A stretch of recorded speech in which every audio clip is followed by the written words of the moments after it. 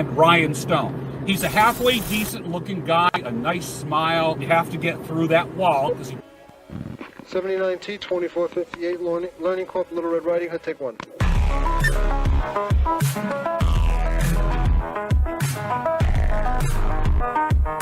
Somebody find out the fucking real names for me. 40 years of my life is in the wire that's gone. Does that make sense? You have to get through that wall. I only know what my heart feels.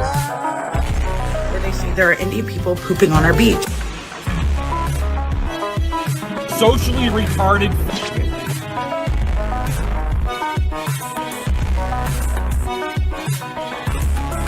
It's a spool of wire.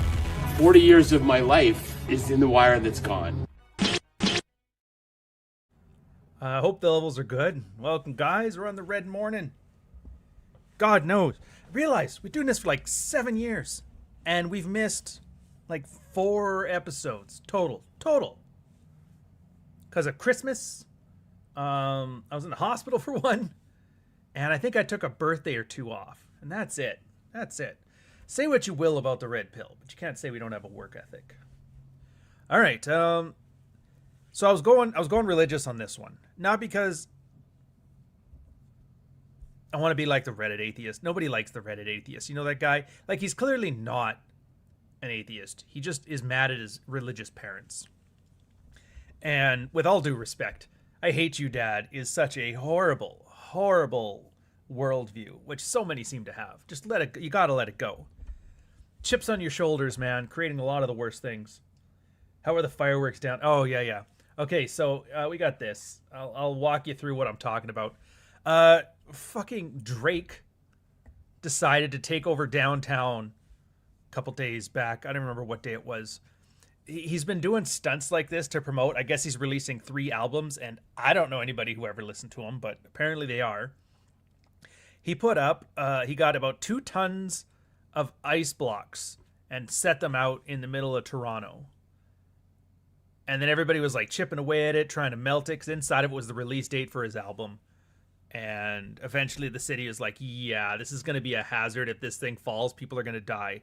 So the fire department came in, started blasting it with hoses for 2 straight days or something like that. Probably spent like $250,000 in supplies and $500,000 in labor just to get the thing out of there to find out a release date. And the funniest part is after all of this stunt got all the TikTok attention, nobody mentioned the release date. And then he comes, I don't know what he's doing here, something, but he bought another 500, some Indian dude that was working on his PR team bought like $500,000 in projectors. And he's trying his damnedest to, like, this is the Canada's version of that Las Vegas sphere. And they started blasting the CN Tower with them. So it kind of looked like this big ice thing creeping up the thing, which was great because I felt like, look, dude, I love Divin Downtown. I love when I open up my window, I get like the quintessential Toronto view, the CN Tower, the stadium and all that. But every now and then when they decide to do some kind of stunt and light up the tower or light up the stadium, it turns into like that Seinfeld episode. Remember the one where that big red sign was in Kramer's apartment and he comes in there just blasted red? Yeah, so occasionally our entire place gets illuminated, which is fine. Sucks to sleep, but whatever. Having said that, it's a nice bougie problem to have. So our whole place was blasted with dentine ice. And apparently there was fireworks, but we just slept because I'm like, yeah, you just know what this means. Some idiot's going to be... Probably SoundCloud rapper's going to get shot at the SoundCloud rapper hotel down the street. But luckily, I don't know, whatever. It's part of my brain, Jerry. Yeah, I thought he was going to do a Degrassi Junior High thing. Yeah. Wait, what the hell does this have to do with anything? Oh, here we go. Drake just released himself from his record deal and has 43 of the top 50 streams on Spotify. What the hell what is going on?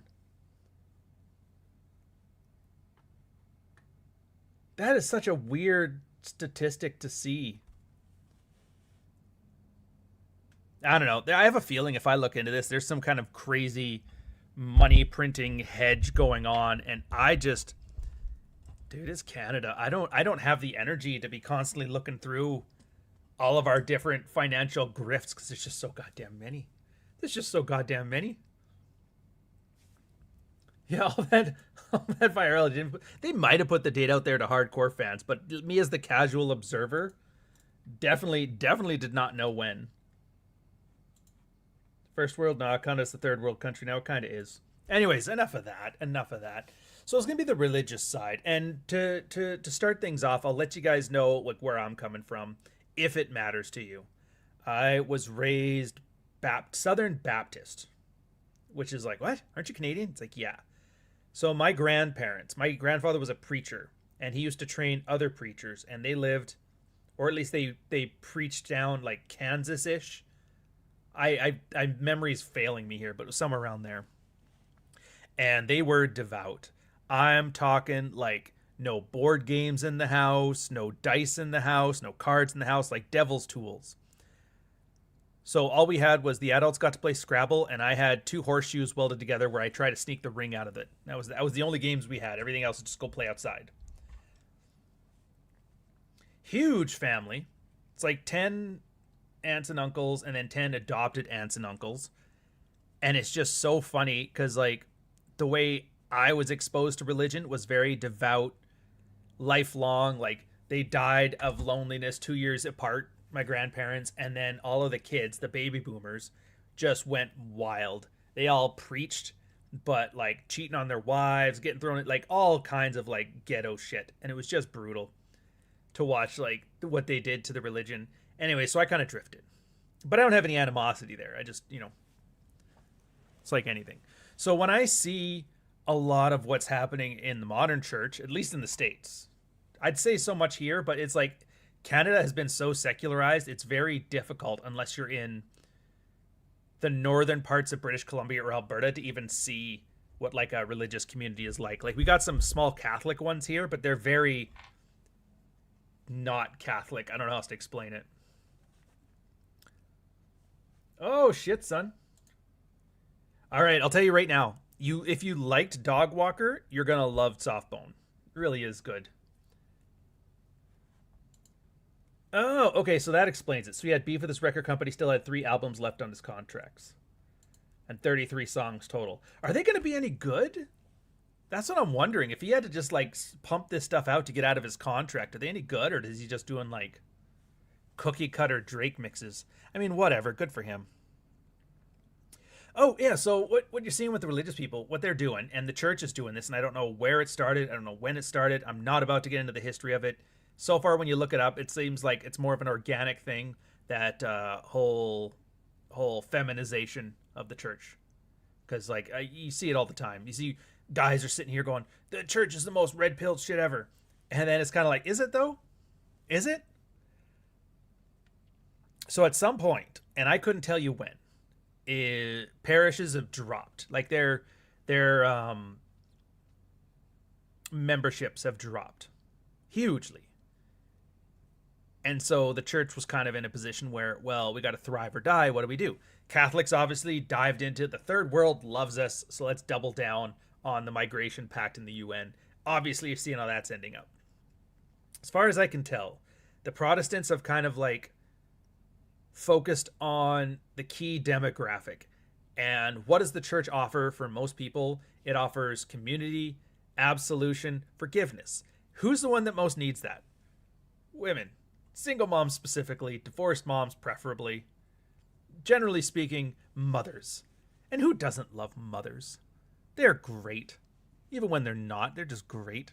They held you for 9 months. Like the joke has, Happy Mother's Day. I was given a C-section and fed formula. What am I thanking you for again? But yeah, so, and it's not new. It's not new. You'll see a couple very consistent things happen. Like on Mother's Day, it's all about venerating the woman. And on Father's Day, it's all lambasting guys about doing better. And they've really doubled down on the male sacrifice, female deification, to the point that it's almost not a monotheistic religion. It's almost polytheistic. You know? Well, don't worship the golden calf unless it's a heifer. Actually, I guess it wouldn't be a heifer.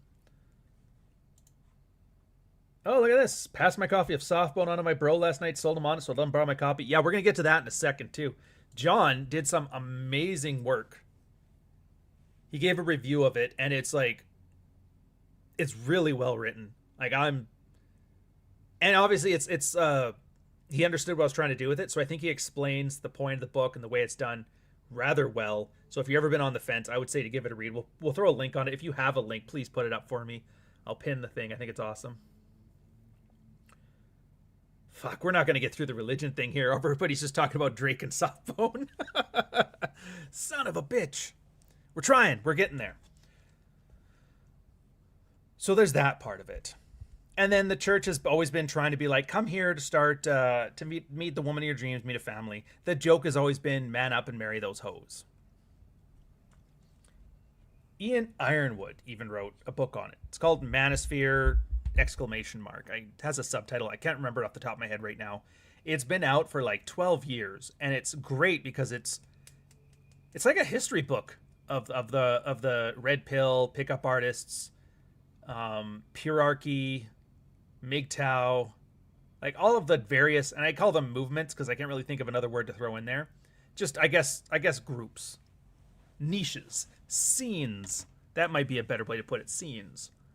Bunch of guys figuring out their way in the various different ways. And they were talking about it too. In fact, it was a lot of guys essentially just, and it hurts because it's one of the ways of getting zeroed out. You know, your worldview is based on, you know, the birth of Christ, the Holy Trinity, what would Jesus do? Like all of the various mental models within the religion to teach you like this is the way, the truth, and the happiness and all that.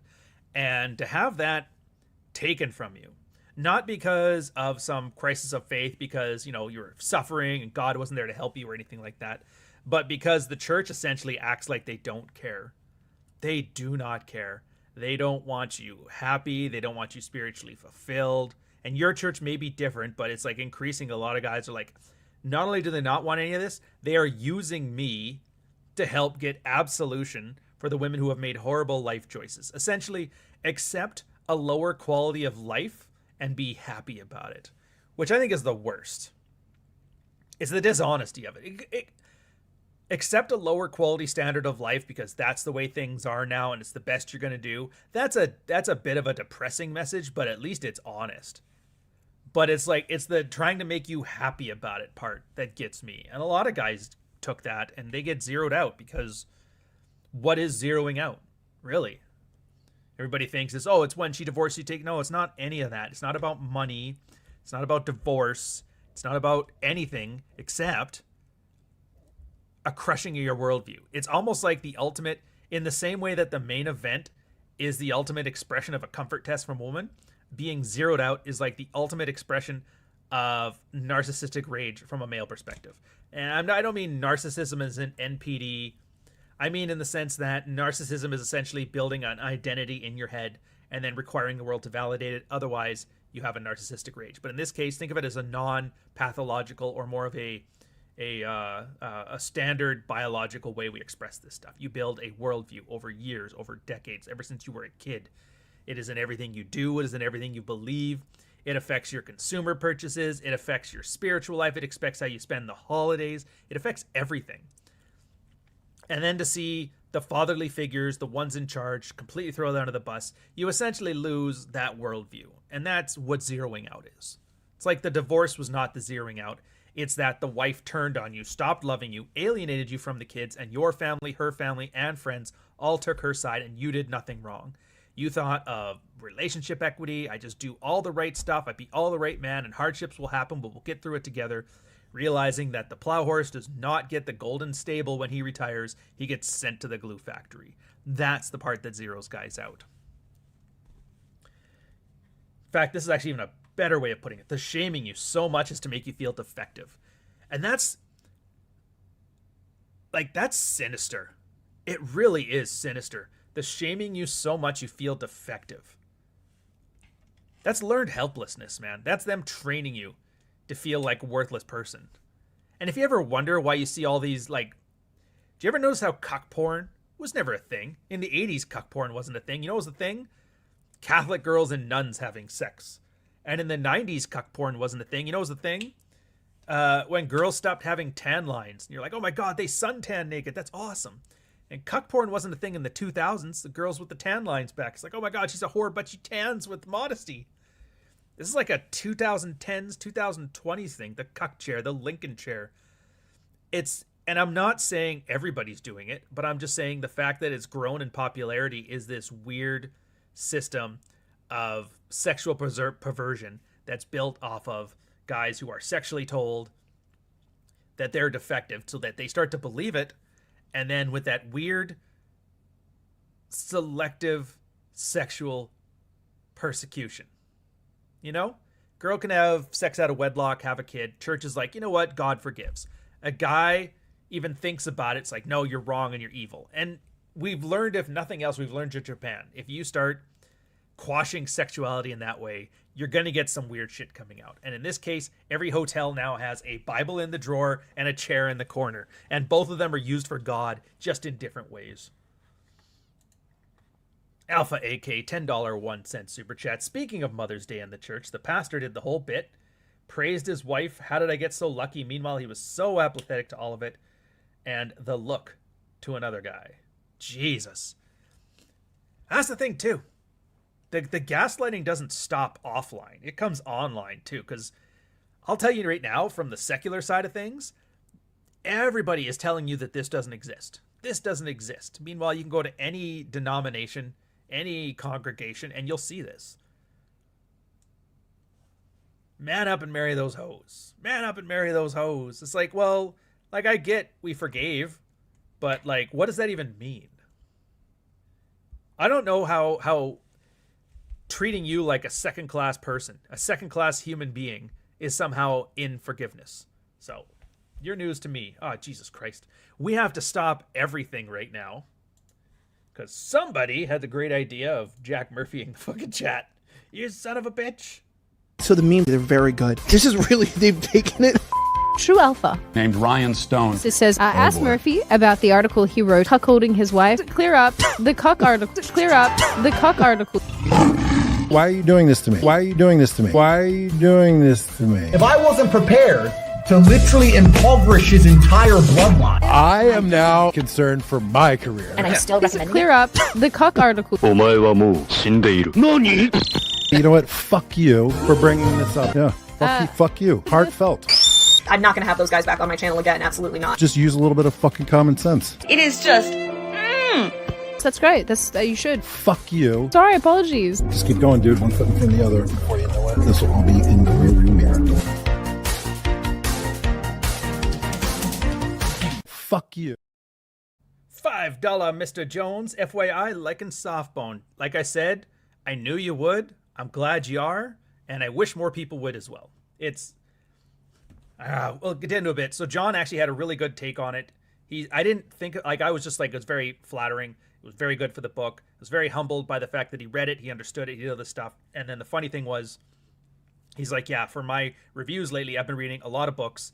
And it felt like a palate cleanser after slogging through all this exposition and stuff. And so it's like, I think... inadvertently, because he had decided to read so many books in this compressed length of time, that he got it, like, hit across the head, the 2x4. Don't waste your time.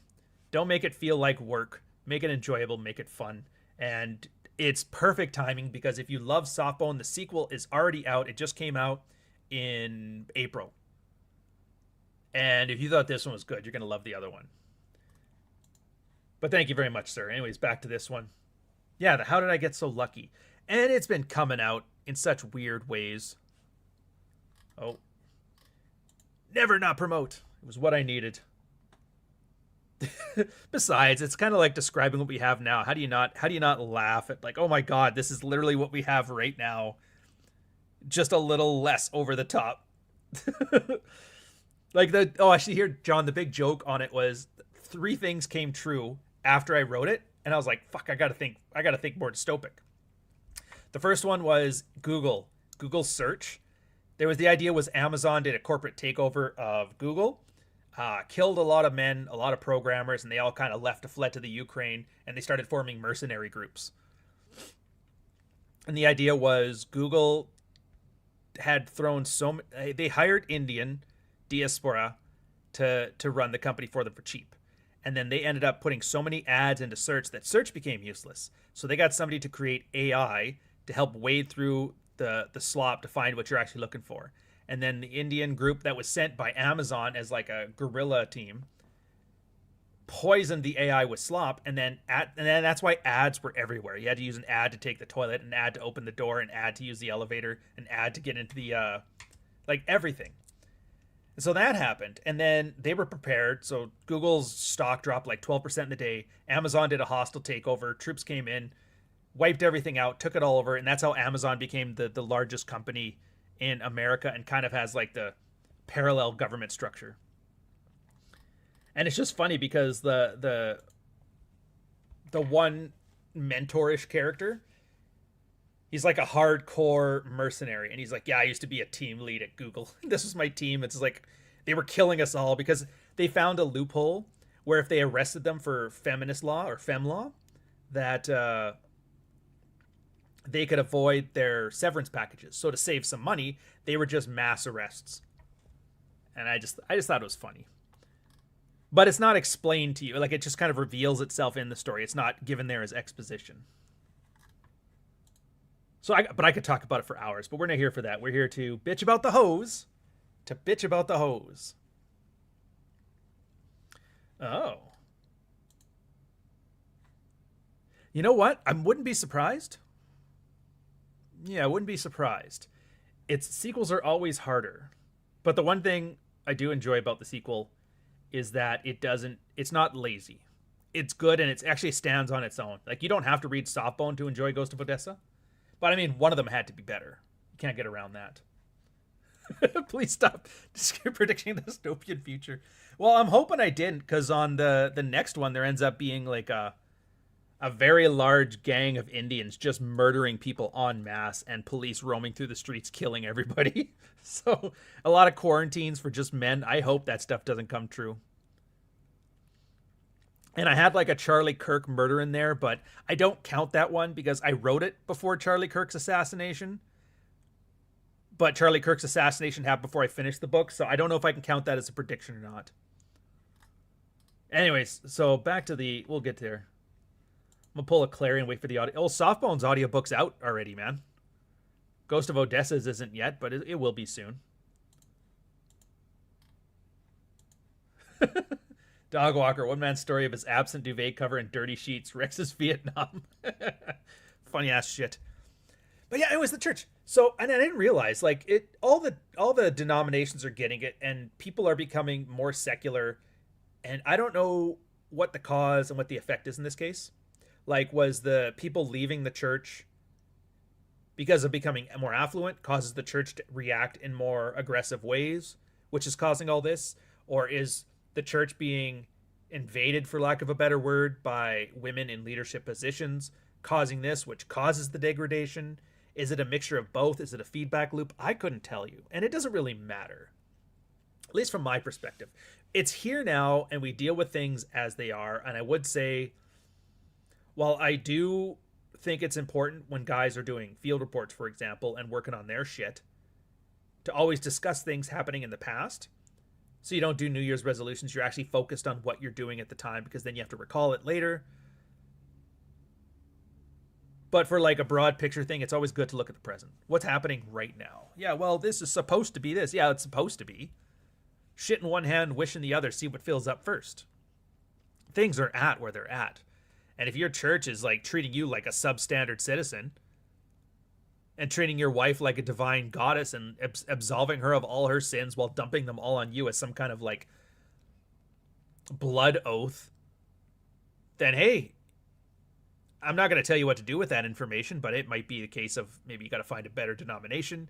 Maybe you got to go start your own. God knows it's not like we don't have there's like 50 Protestant denominations or something like that. I think last I checked, I might be getting that number way off, but I know there's more than 10. And what does it happen every time? Even the original Anglicans, wasn't that just because King George was like, yeah, I want a divorce, and the church is like, no. He's like, all right, well, I'm just going to do it. And then he made his own denomination. Pretty much every new Christian denomination is because This church sucks. I'm going to go have my own church with blackjack and hookers. So I'm actually surprised. We don't see new denominations sprouting up. Like, we don't see any new denominations sprouting up. And I think that's another part of the issue is that, and I don't know how to word this without making it sound like I think I'm treating guys as the victims, which I do not intend to do. But at the same time, with learned helplessness, you kind of normalize a guy thinking of himself as the victim. If you don't know what learned helplessness is, by the way, it's every time I describe horrific shit, it usually came from the humanists in the 1960s and B.F. Skinner. In this case, they were doing an experiment on dogs. They put them in a cage with an open door, and they electrified the floor. And then he zapped the dog, and the dog would jump out of the cage, rightfully so. I don't like being zapped. I'm fucking out of here. And they're like, that's interesting. So what happens when we close the cage? And then they'd close the cage, and the dog would try to jump out of there and claw at the thing. It's like, not working. This getting zapped really sucks. And so they did this, and they did this, and they did this, and there's a whole bunch of like examples of basically electrocuting dogs. And the end result, which is a useful piece of information brought to you by horrific means, the dogs that were zapped eventually stopped trying to escape because they knew it was just useless. So they just sat there and they whimpered when they got zapped, which isn't surprising. What is surprising is afterwards. They started opening the cages again and zapping the dogs, and they found out even when the cage was open, the dogs didn't escape. It is, and that's why it's called a learned helplessness. So I think it's pretty disingenuous to have guys put through a situation of learned helplessness and then wonder why they aren't manning up and doing something about it. It's not as easy as it sounds. Is this a victimization thing? Sure. Is anybody at fault? Does it matter? Are men the victims? Even if it's true, and this is like the most red pill thing you're going to hear as far as this goes. Even if it's true, that is not a helpful framing of the situation. God knows we've seen it 100 times. As soon as you start framing yourself as the victim, you are now absolved of everything. It's like this weird secular religion, and I don't like it. I don't like it. I've seen it when it comes to race. Like, God knows. Look at me. Do I look like I'm Slavic? No. Did the DNA test? What does it turn out? I'm like a third Scandinavian, a third English and Irish. I'm like a quarter black.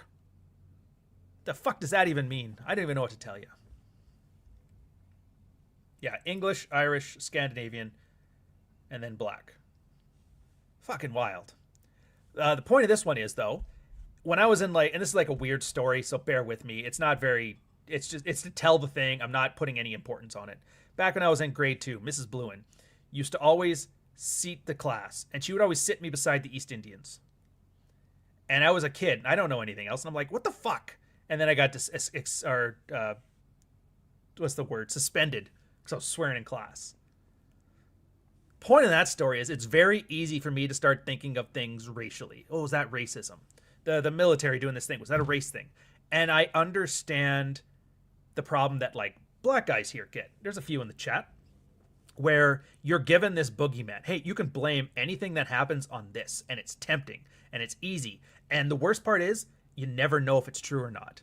It's the same as the church. Is every church trying to cuck men? Is everybody trying to pawn you off on things? You never know. And there's always an example here or there to show that it's possible, but you never know. And so at some point, everybody, whether religious or secular or black or white or Scandinavian or whatever, or human, have to make that decision. Am I going to place the result of my situation at the foot of a boogeyman?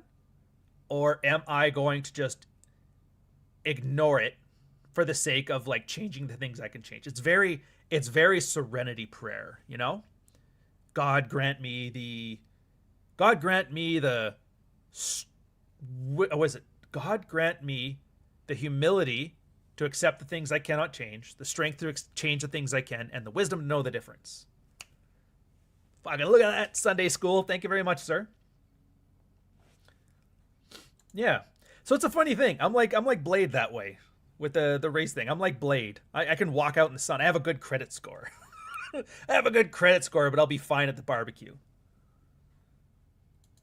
start bringing up relative names. They're like, oh yeah, he's one of us. Oh, my Uncle Orville, my Uncle Leon, my Uncle Odie, my grandmother, Elnora, Romeo. And they're like, oh shit, some black ass names. Yes, they are, sir. Odie, Leon, Harley. Yeah. Guy sent his lizard's DNA to 23andMe and it was 70% Nigerian. Jesus, poor bastard. Guess he's better start running. Yeah, oh, and then you get it. It's like a shortcut for collections.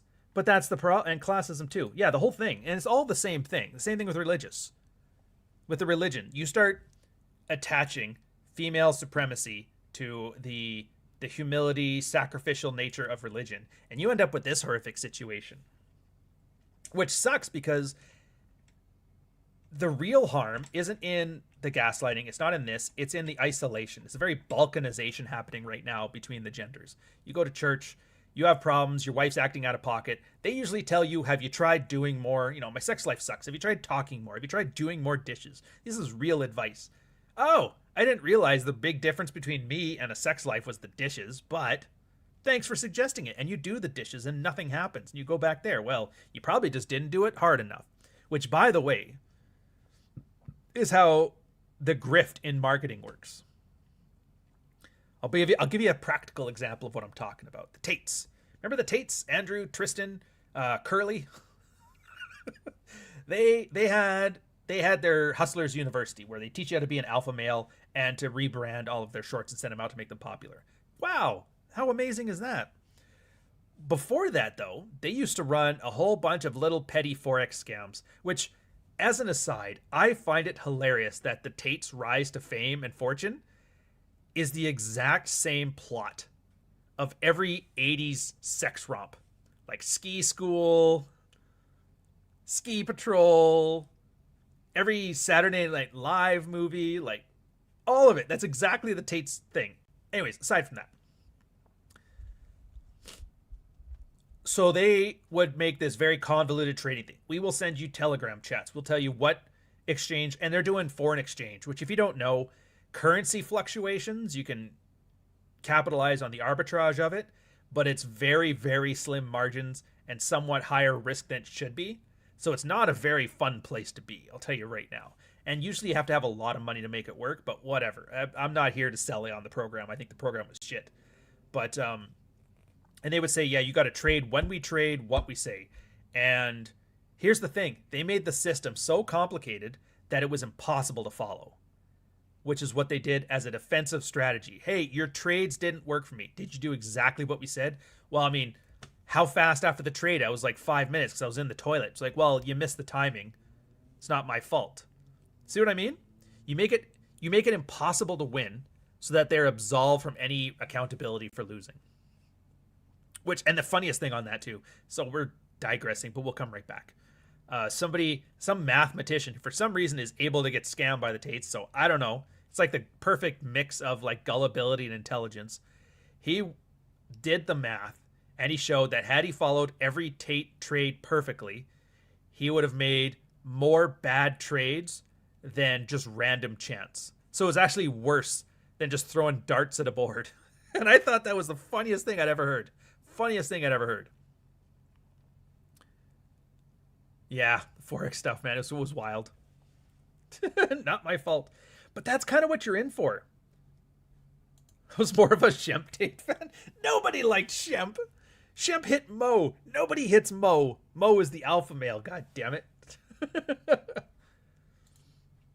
Yeah, and dude, I don't even want to touch this because this is a whole Hotep rant of epic proportions. As soon as you get to blame white people for things. Like, that's the same thing, though. What does feminism do? They blame white men. What does racism do? Oh, they blame white men. It just seems like... And then white men, what are you told? Everything is your fault. It's like this crazy little Ouroboros of victimization, which ends up everybody demoralized, unaccountable to their actions. Because you can't make the perfect Forex trade. And I don't like any of this. None of you guys like any of this. That's why this thing we're doing is so... I guess the best way to describe it would be acerbic. You know, it's just being a prick. Did you just call women cunts? It's like, yeah. Why'd you do that? Because nobody's a victim. Ultimately, nobody's a victim. And it's impossible for me to spout off with any compassion, with any like empathy, or with any like civility without it instantly being twisted and morphed into that same victim shit. You know what I mean? You could say anything. Women don't like apples. Well, I like apples. The stats say I like apples. And every discussion is just a thinly wormy way to get you to like, you're great and I'm an asshole. That's it. That's the only point of the argument. Like, case in point, this morning I was doing one where I was discussing, like, women are talking about how much more empathic they were than men. Women aren't empathic. Women are solipsistic. And those two things are at odds.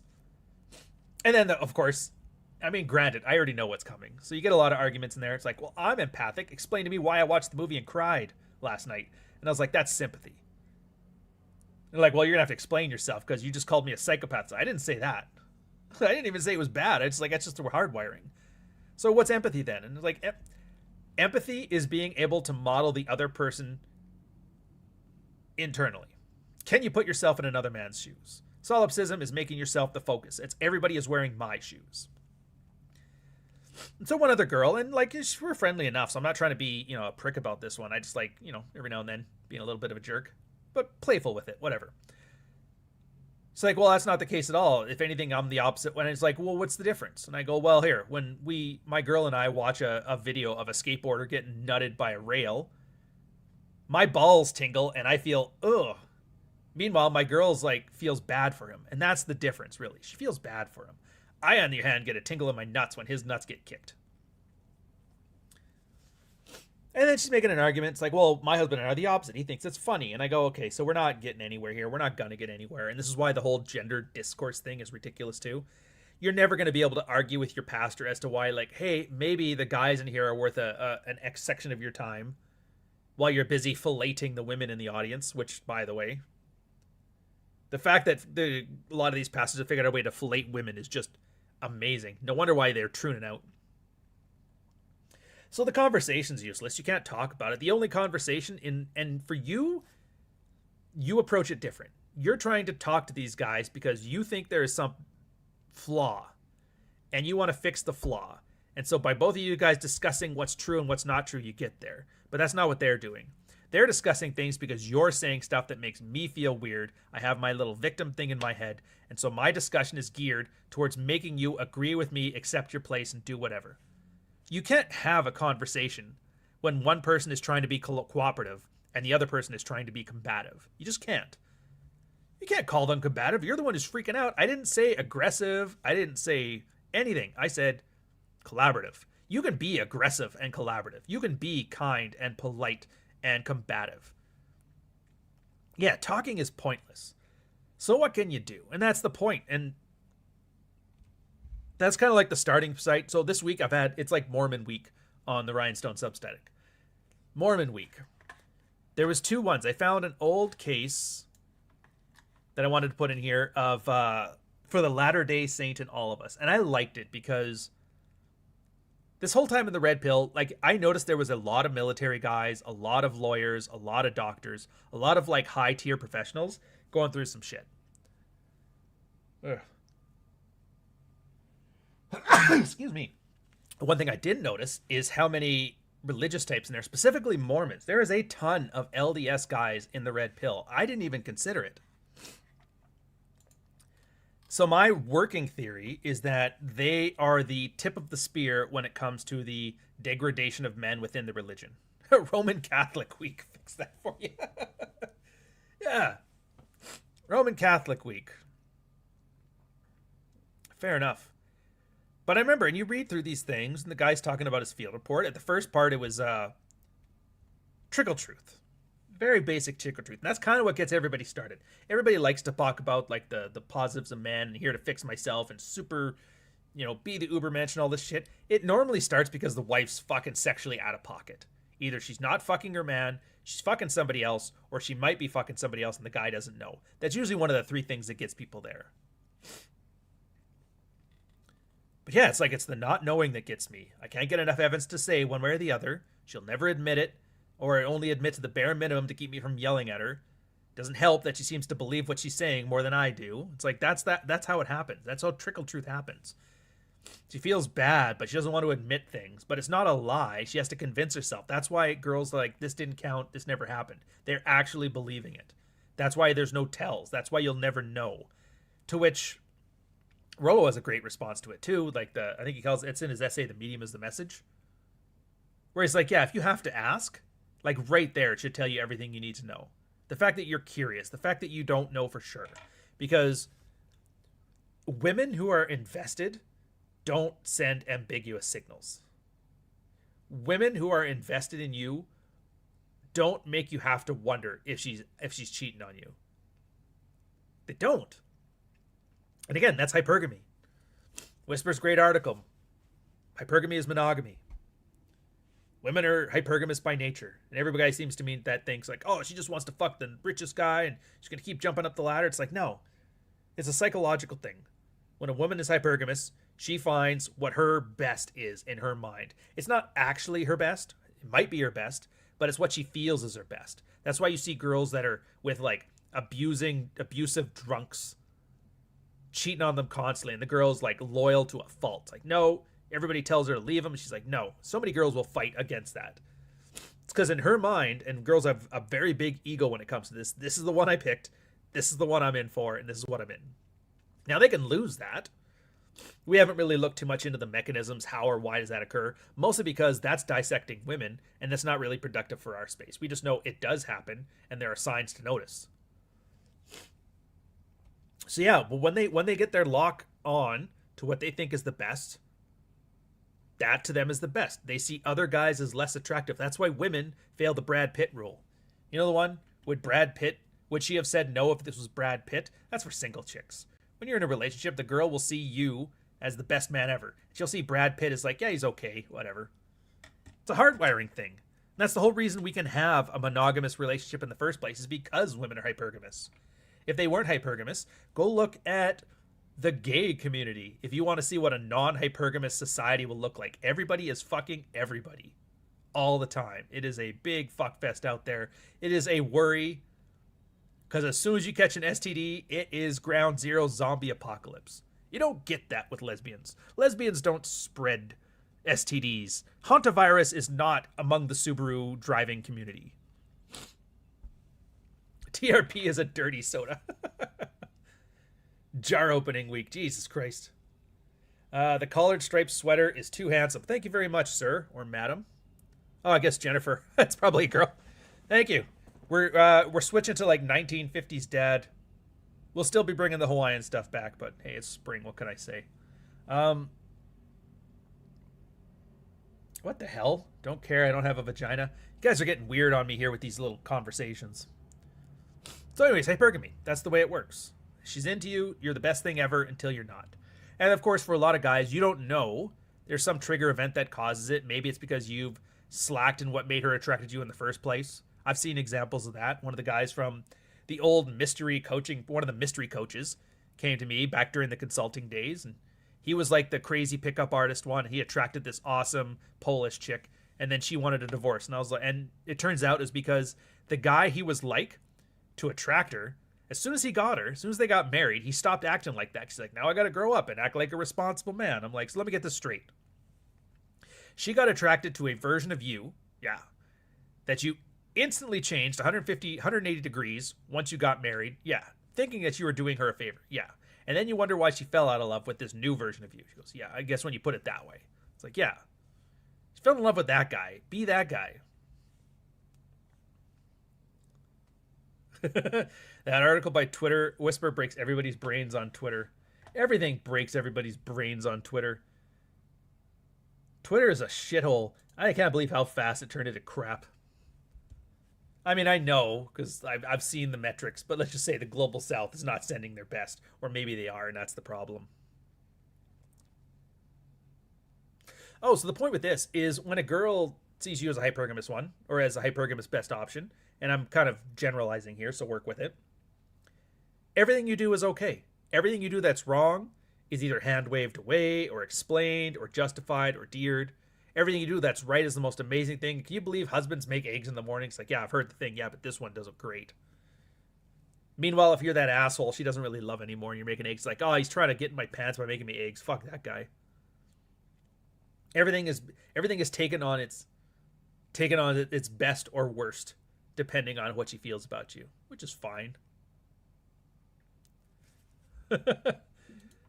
Bold of you to assume we were whole on Twitter to begin with. Well, there was that guy teaching how to make crack in the microwave. He had his shit together. So church is same thing, and that's the thing. It's just that they don't act in your best interest.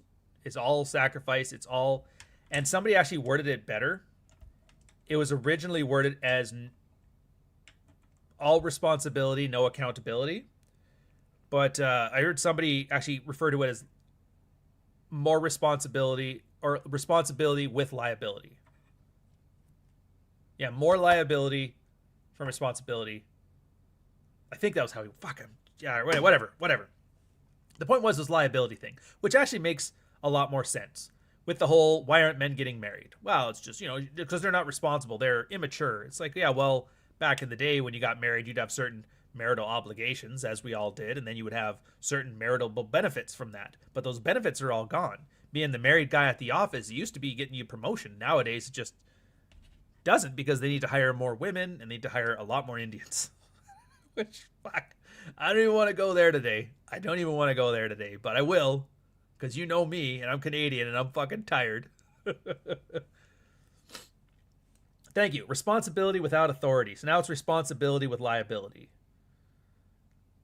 And yeah, you can get separated, you can get divorced, and the alimony argument is kind of like, it's old and gone, because most places don't, unless you're like a severe, high-earning, out-of-touch type, alimony doesn't really exist for the regular person, and most feminist types already knew that, so the laws kind of got changed so that child support became the end-run version of alimony, because now it's not her money, it's not for me, it's for the kids. Oh, that's fine. And then you've had guys, well, can we audit it then to make sure you're spending it on the kids and not on booze? No. Why would you be so misogynist to say that? See what I mean? Well, I'm very responsible with it. I'm sure you are, ma'am. We're not talking about every woman does the exact same horrible thing. You're not automatons. You're people. You're human beings, which is probably the most misogynist thing I could say about women in this day and age. And it's not that you can, or it's not that you will. It's that you could.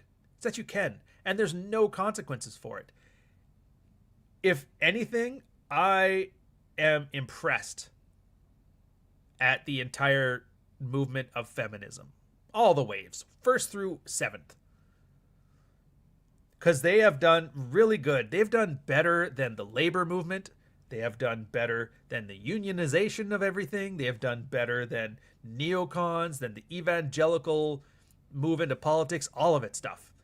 Arguing for their own best interests at the expense of any accountability for it. They are the most effective communal group out there fighting for the rights of their people. And I only wish we had that for other things that were more useful than women. Like, I don't know, demographics. Yeah, we are going there today. Did you spend the money on the child or the vacation finding a new man? And those are like worst case scenarios, but the problem is they're very common and you'll never know. Like, you have no idea if your ex-wife is spending the money here or there.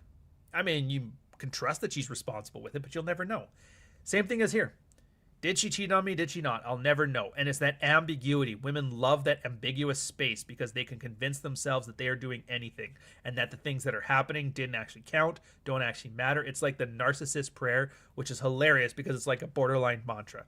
I didn't do it, and if I did, I didn't mean it, and if I did, you probably deserved it, and if you didn't, well then, I'm sorry, not sorry. Or I can't remember the exact, maybe I should look it up before I run my mouth like this, but you know what? I'm not going to type into the camera. You know the narcissist prayer. Same thing. Those work amazingly well in an ambiguous space. In an ambiguous space. And the law is, I don't want to say lazy, because I don't think that's a fair way to put it, but the law is overburdened. Overburdened with cases. Like, I have yet to meet a lawyer who's like, man, what do I do with all this free time? They never have it. The law is like the highway in that the more lanes you add, the more cars get on the road. And so you're asking the law to adjudicate divorce. Because what happened before? You had at-fault divorce, right? The religious people's like, you can't leave your man. unless he's a drunk, unless he beats you, or he diddles the kids. That's it. And so what did women do? Like, well, I don't like him. I want to leave. I'll just accuse him of beating, drinking, and diddling the kids, and then they'll do it. So now you have a whole bunch of courts that have to adjudicate. Am I getting the word right? Anyways. They have to argue and judge for all of these situations, and it got understood pretty quickly. And by pretty quickly, I mean like 40 years. You know what? I'm pretty sure all these cases of abuse aren't actually real, but these two just don't want to be around each other. The law is a pie eating contest where the prize is more pie. Oh, that's so good. It's Homer with the infinite donuts. That's your donut theory. Yeah, and it's just money. You can make more. The divorce rate concerns, the thinly veiled tells that you're poor. It's not even poor. It's modest. Because if you have no money, nobody gives a fuck about half and nothing. Unless debtors' prisons, which, you know, in Canada that might be a thing. And yeah, if you make a lot of money, it's just money, you'll make more. He's not right. He's not wrong here either. But cheaper to keeper's a lie anyway. Every single divorce guy I have ever talked to, even after all of the divorce scrape, even after all of the payments and all this and all that, they still have more disposable income at the end of the month and more free time. And they're like, oh my God, cheaper to keeper is the biggest lie they ever fed you. So back to the Mormon here. And that's kind of what got him started. And here's the thing. It's funny because as you read it, you see he has like his own problems he's dealing with on there too. His business was failing. And here, I guess I'll put a link up to it. You might as well. You guys, if you're on the email list, you're already getting these. So if you're here watching the podcast religiously, which God knows why you would, and you're not on the Substack, I don't know what you're doing. Get on there. Subscribe. Just do the free one. It's fine. I don't need your money yet. I don't need your money unless you think you want to do it and you have the free and they have the spare left over. Other than that, fucking keep it. Most of it's free anyways. Here's the thing. So quickly dealing with this before, because this is actually important. The law is not incentivized to fuck you. The law is neutral. The neutral ground, all the things surrounding the stuff is what fuck you. The law incentivizes the one who makes the breadwinner to support the non-breadwinner after a divorce. But everything in the church and traditional society is designed, men work and women stay home. They are telling you, here, you need to tell the courts that you want to take care of this woman forever, and that's what makes you a real man. And then the divorce happens, the law is like, well, we just pay the more wealthy person with the least wealthy person. The law is fucking you. No, it's not. Everybody else fucked you. You see how matrimony assets are split up. If you are not in a two-person working household right now, you are actively deciding that in the case of divorce, I want to be fucked financially. And you can do that choice. Nobody's saying don't make that choice. If you don't have a dollar to your name, who fucking cares? Sure. If you make enough money that it doesn't matter, you can afford it, you're like, whatever. Elon Musk has like 13 baby mamas out there. They're getting millions of dollars a year. And he's like, I can get 6 more of these and not even flinch. It won't even cut into my beer money.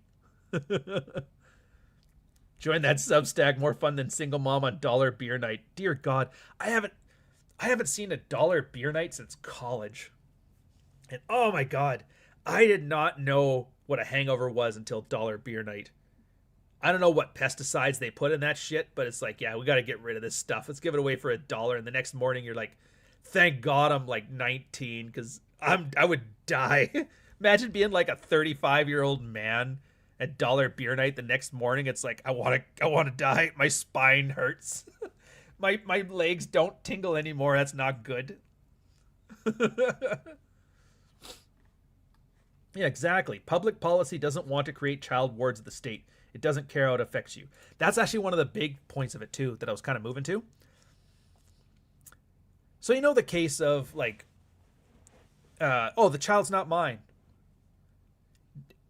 So what you're asking the court to do is, I don't want to pay for this child that's not mine. And then the court's like, well, your baby mama is broke as shit. She can't do it. So what you're asking us to do is use taxpayer dollars to do it.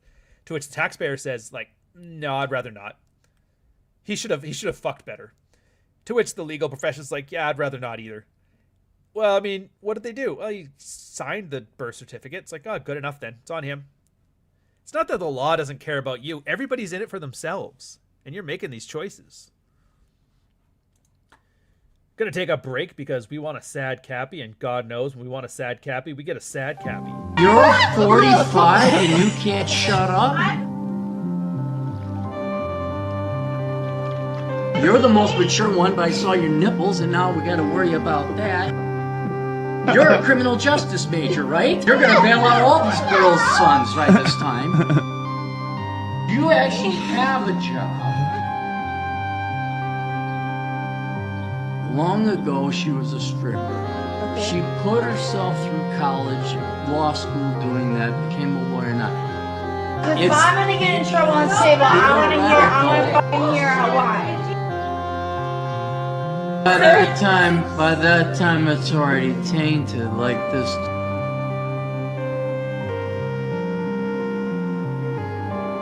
That is the most on-brand shit I've ever heard in my life. Why would my son date you? I don't want your... Enjoy your sad Cappy, sir. Yeah, so that's the thing. A lot of this stuff, everybody assumes malice. Because, again, that's the victim thing. Oh, the law is out to get you. Oh, the women are out to get you. Nobody's out to get you. If you're in the way, you're going to get run over by somebody who can because they got shit to do. The law is busy. Lawyers are busy. Judges are busy. Politicians need to make their money. Everybody needs to do their thing. And so they've designed these laws in such a way that makes sense in those terms. The law is not out to get you. The law is out to sort out these problems.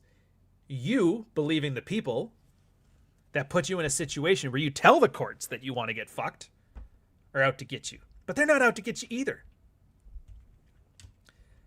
Do you really think they think, like, yeah, fuck these guys? Do you think they have this malice in their heart? Fuck these guys. I can't wait to get them all divorced, raped. Anyway, let's start talking about Easter and the rising of Christ. No, it doesn't happen.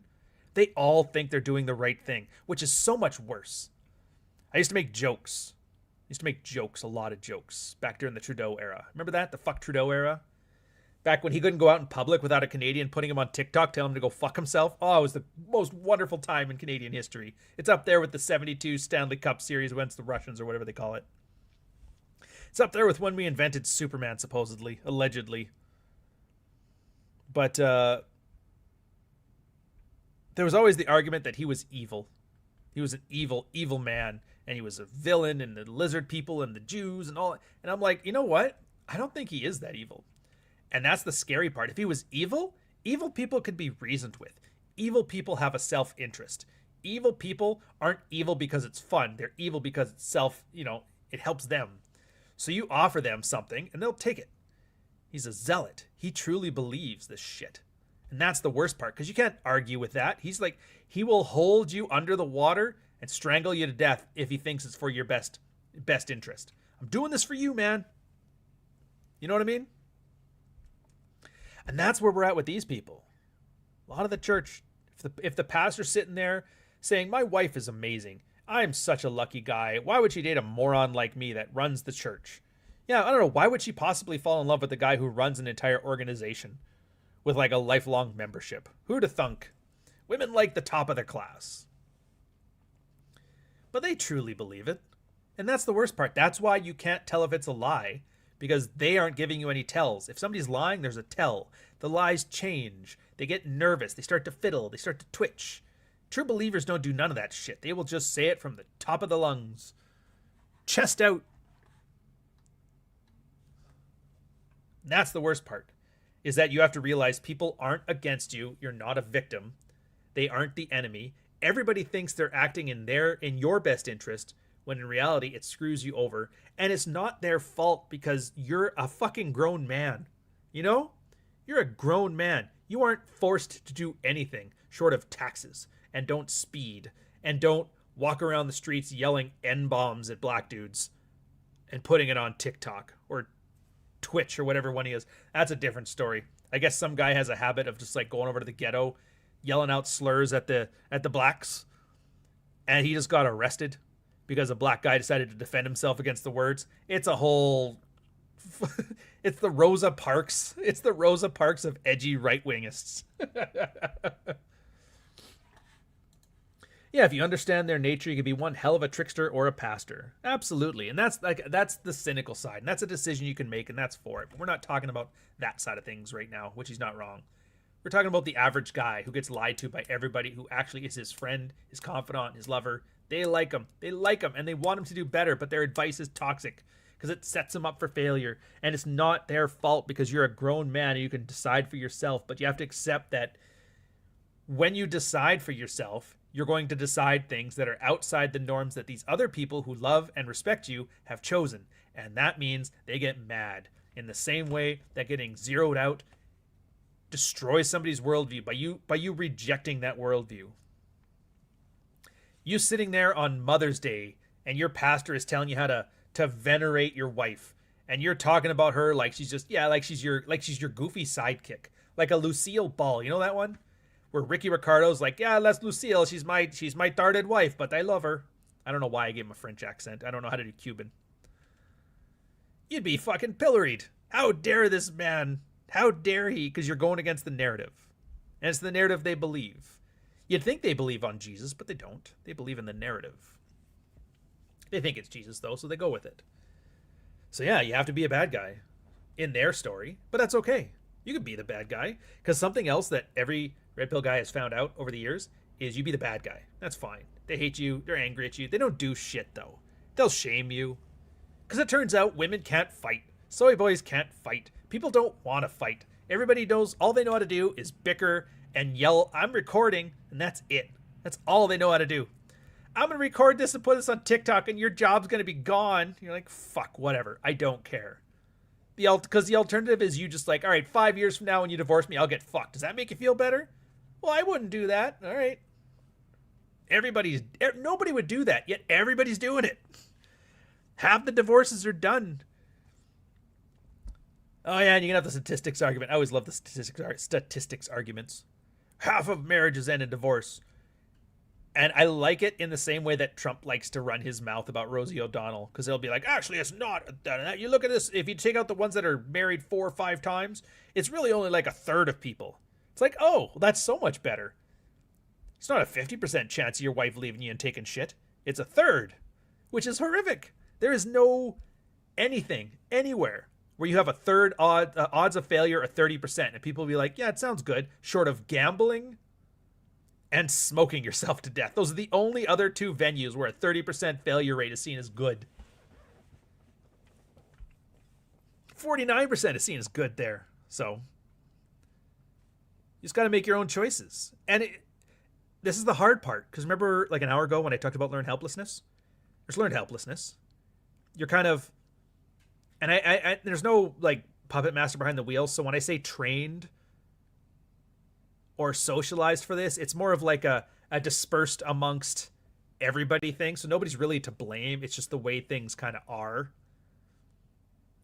In one of those no raindrop thinks it's responsible for the flood kind of ways. Gaslit into learned helplessness. You would not believe how difficult it is when you ask a man, what do you want out of life if you didn't have to worry about anybody else? Nobody has an answer for that. It is a hard fucking question. It is a hard question. And the fact that you've never been asked it for probably the first 30 years of your life is just, it's a fucking gong show. Never been asked.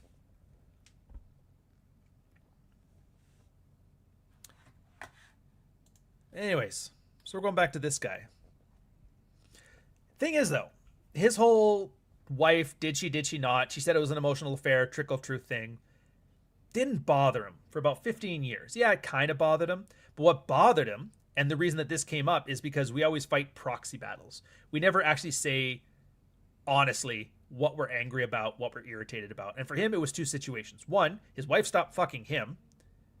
Because I'll tell you right now, you get some girl that cheated on you in your first year of marriage and fucks you like a porn star for the next 14, not a guy in here will be sitting here crying about that first year. Not one.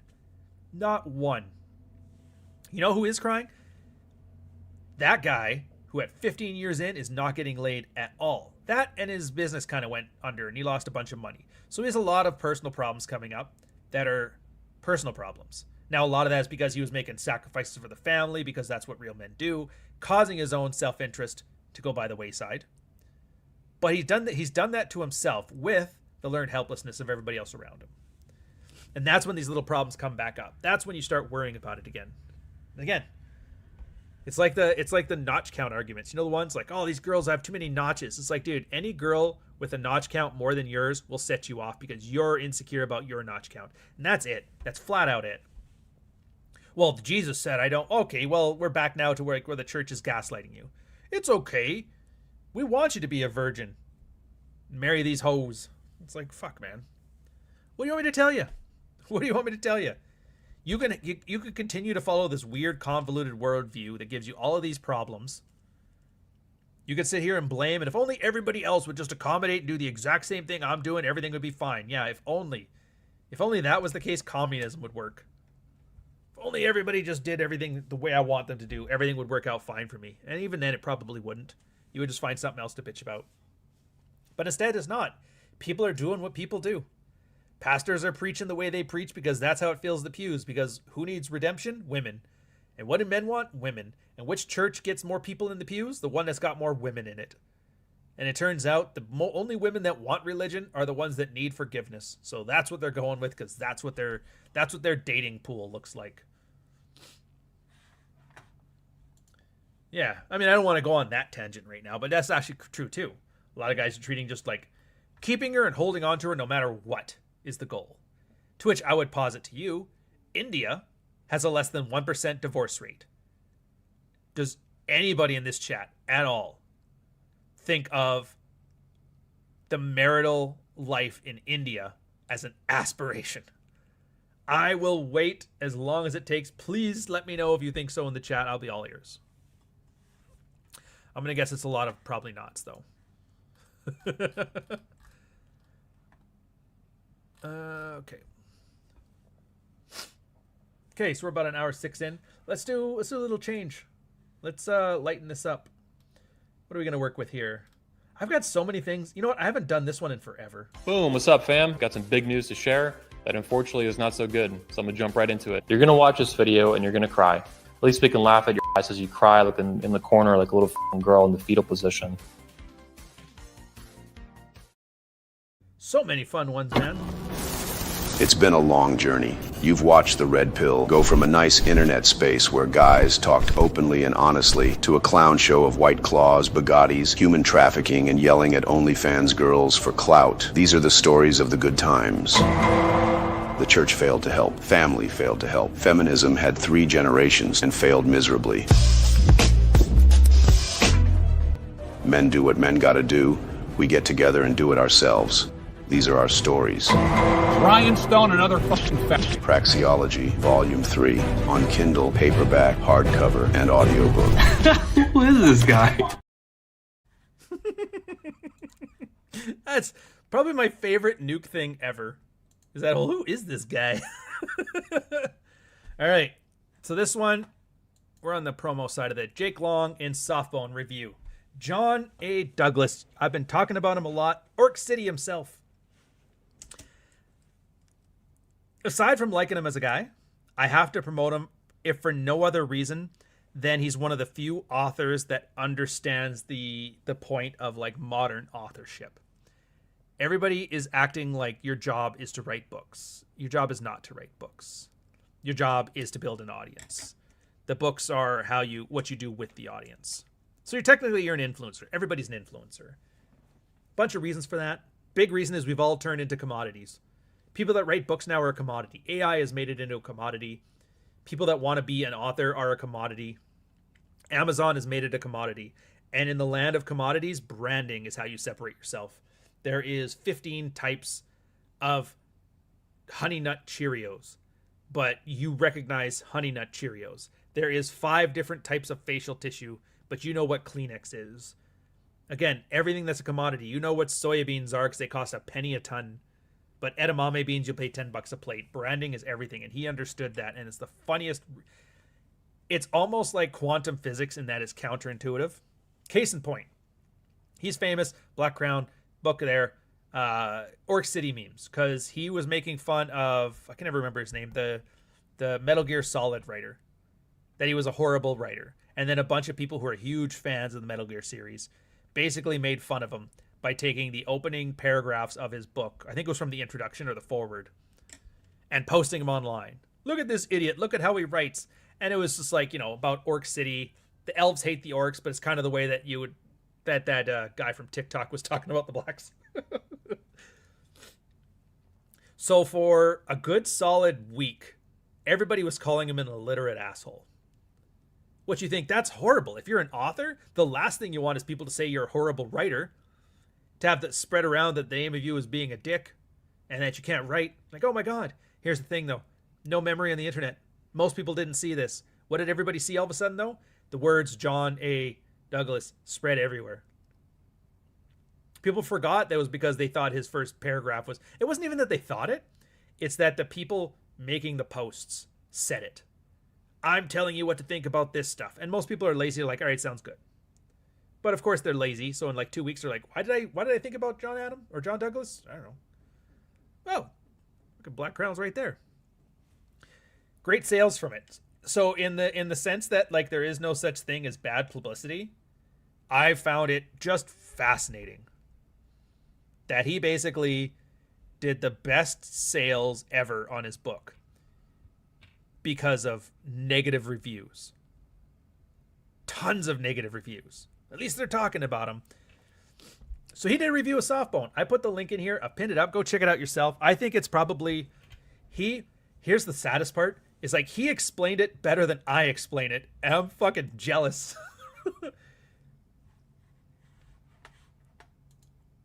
Yeah, right there.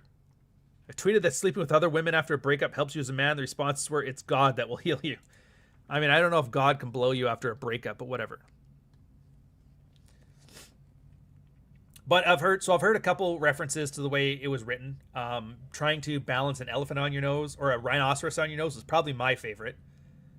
And I was like, what, you mean with the satire? And she's like, yeah. You basically named the company Amazon. You created COVID, like you did COVID, but it's not subtle at all. It's right in your face. And I was like, okay, good. They get it. So I like that reference. And he calls it here. It's a Molotov hurled into cancer, infesting the publishing arenas, trad and indie. Which is interesting because I don't know a lot about the traditional publishing world or the indie publishing world. So to find myself in there is always, I don't do the same things that either group does. And I make mistakes that either group wouldn't do. But it's just kind of interesting to be in the middle of it all. Anyways, follow him on Substack, by the way. It's good follows. And if you're into fantasy books, can't suggest any. I literally cannot suggest anybody else because I don't know anybody else who writes fantasy that I'd be like. I'm not a fantasy guy, and he's the only guy that's made it like somewhat interesting to the point where I would want to do fantasy. I am due, by the way, to read it and add it to my I Hate Indie Fiction series, but I'm still getting through the Manosphere I Hate Indie Fiction reference.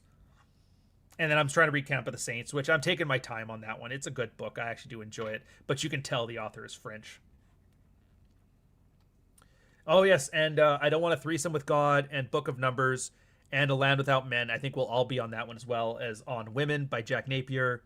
I see Nuke has a new thing. I don't know if it's a magazine or just a newsletter or what. So I'm going to check that out and see what that's all about.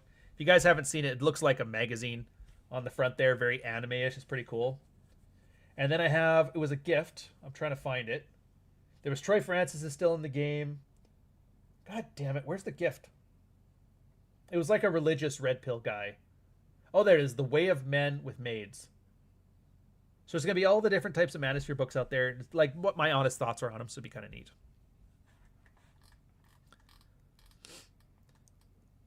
Anyway, so like he understands it better than I did. He got that the whole point was to take my problem with books out of books. For me, I hate when somebody explains and gives me crams in so much information that it builds up my mental stack. It's a fighting game reference, by the way, in Tekken, a mental stack. This is something for you. It's going to matter for everything, by the way. It's a Tekken reference. It's a book talk. It matters in about everything. Mental stack is what you have to think about at any given time.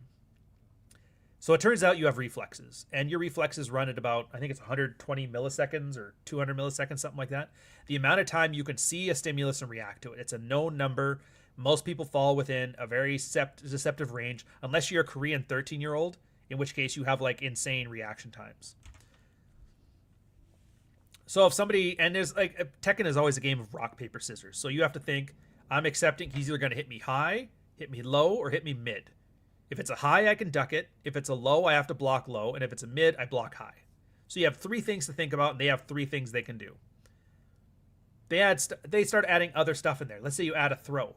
Now that's a 4th thing you have to add in there. A throw is like a techable high. You have to break the throw. You have to do a different set of buttons. You add on top of that sideways movement. So now is he going to sidestep or backstep? And you see, like, everything here adds more things for you have to look about. Where before, you had 3 things to think about, and you can keep that all in your head. Now you have a dozen things to think about, and you're having a hard time. And so normally you would break throws very easily. Somebody can break a throw, and their mental stack is so overloaded that you just grab them and throw them, and he can't stop you. That's the issue with mental stack. And the idea is there's certain things you want to do to reduce your mental stack so that way you're able to keep focus on the parts that matter. And this is the part that's coming to about books. So I'm reading a book. You're generally going to have a character or a series of characters and a series of situations, and there's things in the world that are different than the stuff that I know intuitively. Doesn't matter. Devil Wears Prada is a movie, good example of that. What do you have to do? You have to remember the characters. You kind of have to learn a little bit about the fashion world. As a mental stack, it's actually pretty straightforward. It's pretty easy to learn. Or you get some like crazy sci-fi thing or a crazy medieval world. Westeros. You have to learn about the 7 kingdoms. You have to learn about King Baratheon. You have to learn about all of the different trousers and the tribes. And you have all this stuff in your head. And then when you have these dozen things in your head, they're having simple plot progressions between stuff, and you're missing the stuff because you're thinking about too much. This is what I hate about books. You have told me everything about your fictional world, and I have no idea what's important and what's not important. So I'm going to miss very obvious stuff. So when I was writing Softbone, and when I write Ghost of Odessa and Dogwalker, for the most part, it's how can I just give you enough information that is useful? Like, I don't want to tell you something about the world that doesn't exist. And I mean to an extreme level. Dogwalker, for example, I don't think I explain what Rex looks like at all, because it doesn't matter for the story. He could have black hair, he can have brown hair, he can have blue eyes, he can be a pygmy from the Aztec, and it truly doesn't matter. Occasionally the girls get descriptions. It's just a way to separate them all, but it's usually very superficial, just enough. Just enough to establish their character. And then same thing with Softbone. Yeah, I don't describe him. The girls, I think she's Slavic, she's got freckles, and she's got massive tits. This one's a redhead. I think that's Irish, and freckles. Every naturally born girl has freckles. Every synthetic, soft-boned woman doesn't have freckles because we remove imperfections, and that's what we do. Like the whole plastic surgery thing. How a lot of Asian women are getting like the lines under their eyes to look like white women. I'm like, of course, if they're going to be genetically engineering babies, creating guys with osteoporosis because they want them to pick their gender later on, why wouldn't they get rid of something as simple as freckles? So like that's the only detail you need to know, and so your mental stack is pretty solid. Big tits, redhead, freckles. This one has freckles, this one doesn't have freckles. This one's a new Kowlooner, and this one is a femlaw chick, right? And then keep things moving. Keep things moving, things happen. Every plot point that happens is some way of expanding on the character arc. How does Jake get bad? They put him into a bar, and they show you how unmasculine he is to add emphasis to when he becomes masculine later. They at the beginning, he's just doing a simple drug deal, and it's just like a little bit of dialogue shows he's completely unprepared to deal with another guy without thinking about violence, like getting himself beat. The first time he's over in the Ukraine fighting with Buck, he almost gets everybody else killed because he's got that woman brain knittering in the back of his head. Then he finally understands, okay, me acting like a woman is getting people killed. I feel bad about this. I probably should stop doing this. And then the other guys punch him in the face for it too. You fucking cost me my eye. I've been implant free, you son of a bitch.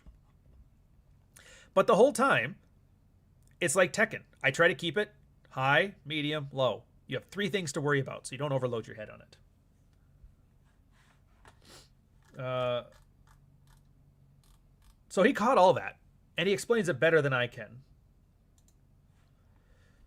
So quick here with the George 5367-499 super chat. Not really part of the writing world, but why is there such pushback on using AI for writing books? Just curious as your take. It depends who you ask, because there's a bunch of different takes on it. My take is that AI can't write books. So I don't like AI tools because it makes worse books. And the best way I've seen it described is somebody, like, picture a graph, and on one side you have literary complexity, like how difficult is the sentence structure, the terms, the vocabulary, all that stuff. And on the other side, you have information. On the other axis, you have information density. How much thought are you getting across per sentence? And you put everything, like Mark Twain, for example, very simple language, very complex ideas. Tweets, very simple language, very complex ideas. Newspaper articles, thought pieces, medical journals tends to be very information dense, but also very literary complex. AI ended up being low information density and high literary complexity. So it's literally making reading nothing more difficult. And that's why I don't like it. Now, if you talk to other authors, a lot of them don't like it because it's flooding the market. If you have AI that pumps you out a book in a week, you can make 30, 40, 50 books a year. And there's guys doing that in the manosphere. There's a dude who wrote, he didn't write Dread, but he fucking wrote Dread. Like, it's even got the same cover as mine, but everything looks like shiny and polished up. And I was like, what the fuck? And he's always in Substack commenting on all the manosphere guy stuff with his big AI shit. Everybody who's on there will kind of recognize it. There's another guy who wrote some literotica books under the nickname Ryan Stone. And I was like, what in the fuck? He's literally dick riding my name. Of all the people, can't you dick ride Colleen Hoover like a normal man? But whatever. So there's that part. You're just flooding the market with cheap Chinese goods. So yeah, people are going to have issue with it. Other people, they like the bespoke quality of writing. They like that it's made by a human. So in the same way, I don't like mass marketed this. I like bespoke artisanal this. I don't like drinking Johnny Walker Red Label. I would prefer a small batch one from a small distillery. There's that attitude on it too. So there's all kinds of different angles to take from it. And like I said, from mine, it's just all the things that I hate about reading. It does those better than anybody. Hopefully that answers. Okay, so it is a magazine newsletter. I was actually thinking about that. Like, there's a lot of articles in the Sphere, and somebody to make a monthly magazine about it wouldn't be the hardest thing. I think the hardest thing is if you want to split like photo stuff in there as well. But I mean, Frank Servey manages to make C-Suite magazine, I think quarterly, and he gets nude photo shoots in there. So I always saw like there would be a cool opportunity for somebody to do like get a collab with like a Frank Servey photo shoot with a bunch of red pilled article stuff. Maybe like here's interviewing Nuke. I think it would be kind of cool.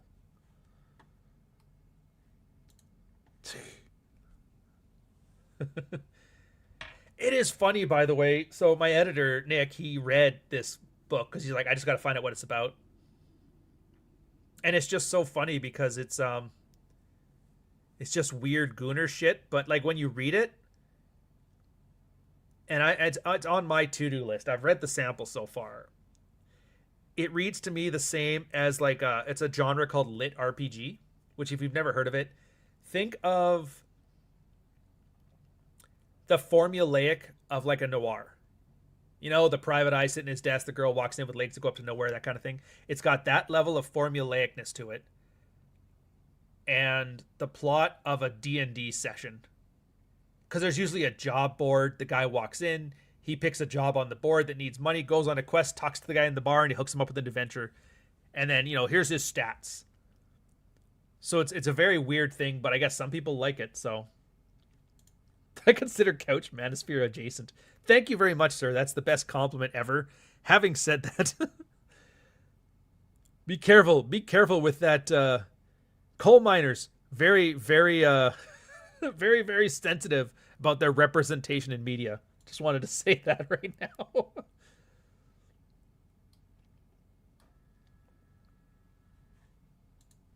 Oh, fuck. All right.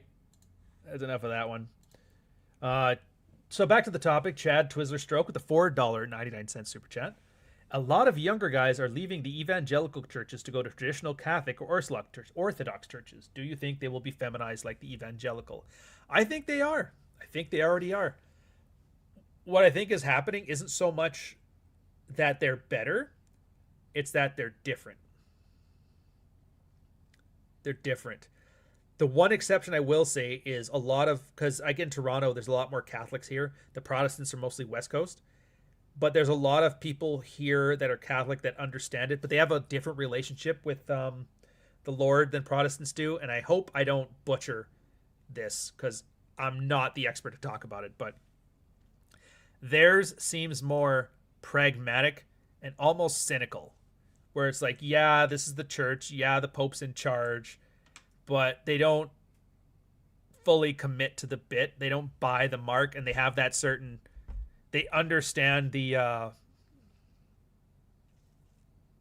what's the word I'm looking for? They understand the contradictions between what's being preached and what's being done. But they're almost, yeah, it's the best way I can describe it then would be like an analogy of your dad is an alcoholic, but you love him anyway. Yeah, see, Roman Catholic already feminized. It's downstream from culture, tech, and biology. So, and they're probably gonna find that because right now it's still new. People have only been doing this for like the last 2 years. You're gonna find in 5 years, once they settle into the norms and all the new veneer and shine and novelty of it wear off, they're in kind of the same boat. It may be not as in your face and obvious as with their Protestant denominations, but it'll still be there. It'll just be in a different form. And these guys will most likely move on in 5 years to something else. That's why you always got to be careful when you see influencers talking about what the fuck they're doing right now. And I don't mean to shit on Zach here, but I always like him as an example because he and I literally came here to the Red Pill the exact same week. And it was always like, now I'm doing this is awesome. Now I'm doing this is awesome. And it's always as he's moving on, but there's no end goal to it. It's always just, now I'm on here. It's like chasing a ball. Hey, here. Oh, this didn't work. Now I'm going back here. This is the greatest thing ever. Oh, that was horrible. It's like, it's fucking spastic. That's why for most of my stuff, when I'm talking about Red Pill stuff, I usually talk about stuff that I've done 5 years ago, 10 years ago, because now I have the gift of hindsight to look back. So when I talk about pickup stuff, I get to look back on it, 10, 15 years ago. It's like, yeah, that's kind of how it ended up. This is where the problems were. This is where the good stuff were. I can have some like insight into it, or the corporate stuff. It's like I've left corporate life for a while. Now I'm able to talk about that, or the military. The Red Pill stuff. I'm talking about stuff that's happened in 2018 now because we've had the gift of foresight on it. It's like I said, with field reports, it's always better to go past tense. That's the problem with present tense is everybody jumps on trends. And everybody now is a Roman Orthodox or a devout Catholic. And by the way, Catholics love it. I think the term is 15-minute Catholics. There is a real divide in people who were born in Catholicism against the people who just joined it and start quoting fucking Aquinas and shit. Yeah, it depends on the parish and how charismatic it is. The big difference is they don't ordain women. They do. However, they've been influenced by the gynecological. Yeah. Every system is only as good as its people. So, yeah. Yeah. Well, here's the thing, too, Nuke. Like, I had to train AI, create a database, type up the sections, fight the urge to let AI use my manuscript to build sections. I played with it because I wanted to see for myself, right? Because it's easy to take people's advice on it. I have tried. I even took like one of my older books and had AI, like, this is what I want, and then do it. I even did a little experiment on Substack where I had the Great Cavalcade, where I had a story of a student I used to teach at Fleet School and how he got arrested for stabbing a cabbie with a box cutter when he got drugged one day. And I put my story, and then I gave him the exact same prompts and formats and everything. I'm like, you do a story, and you read the both of them. And it's just like I said before, my story, there was funniness to it. There was a point to it. And you read the AI story, and it's a lot of fluff. Like, there's sentences that I would just take out because they don't mean anything. Isn't Twilight a lit RPG? Essentially. I'm not going to go there today. I'm also not saying you're wrong. Yeah, it's here. I'll even see if I can find it. This would be the best example now that we're talking on this. There it is. 2 stories, head-to-head, AI battle bot challenge extravaganza escapade of horrors. What a horrible name.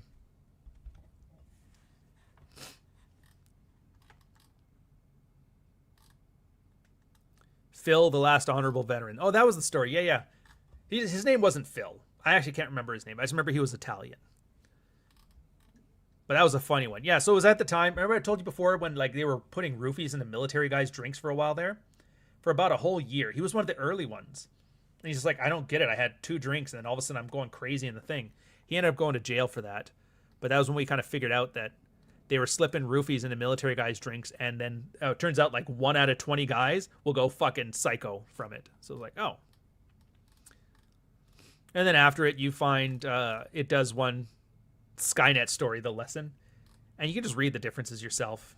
That's why you don't want AI writing for you. Like, it can describe things very well. It can take you from point A, point B. It's just, it's missing everything that makes it good.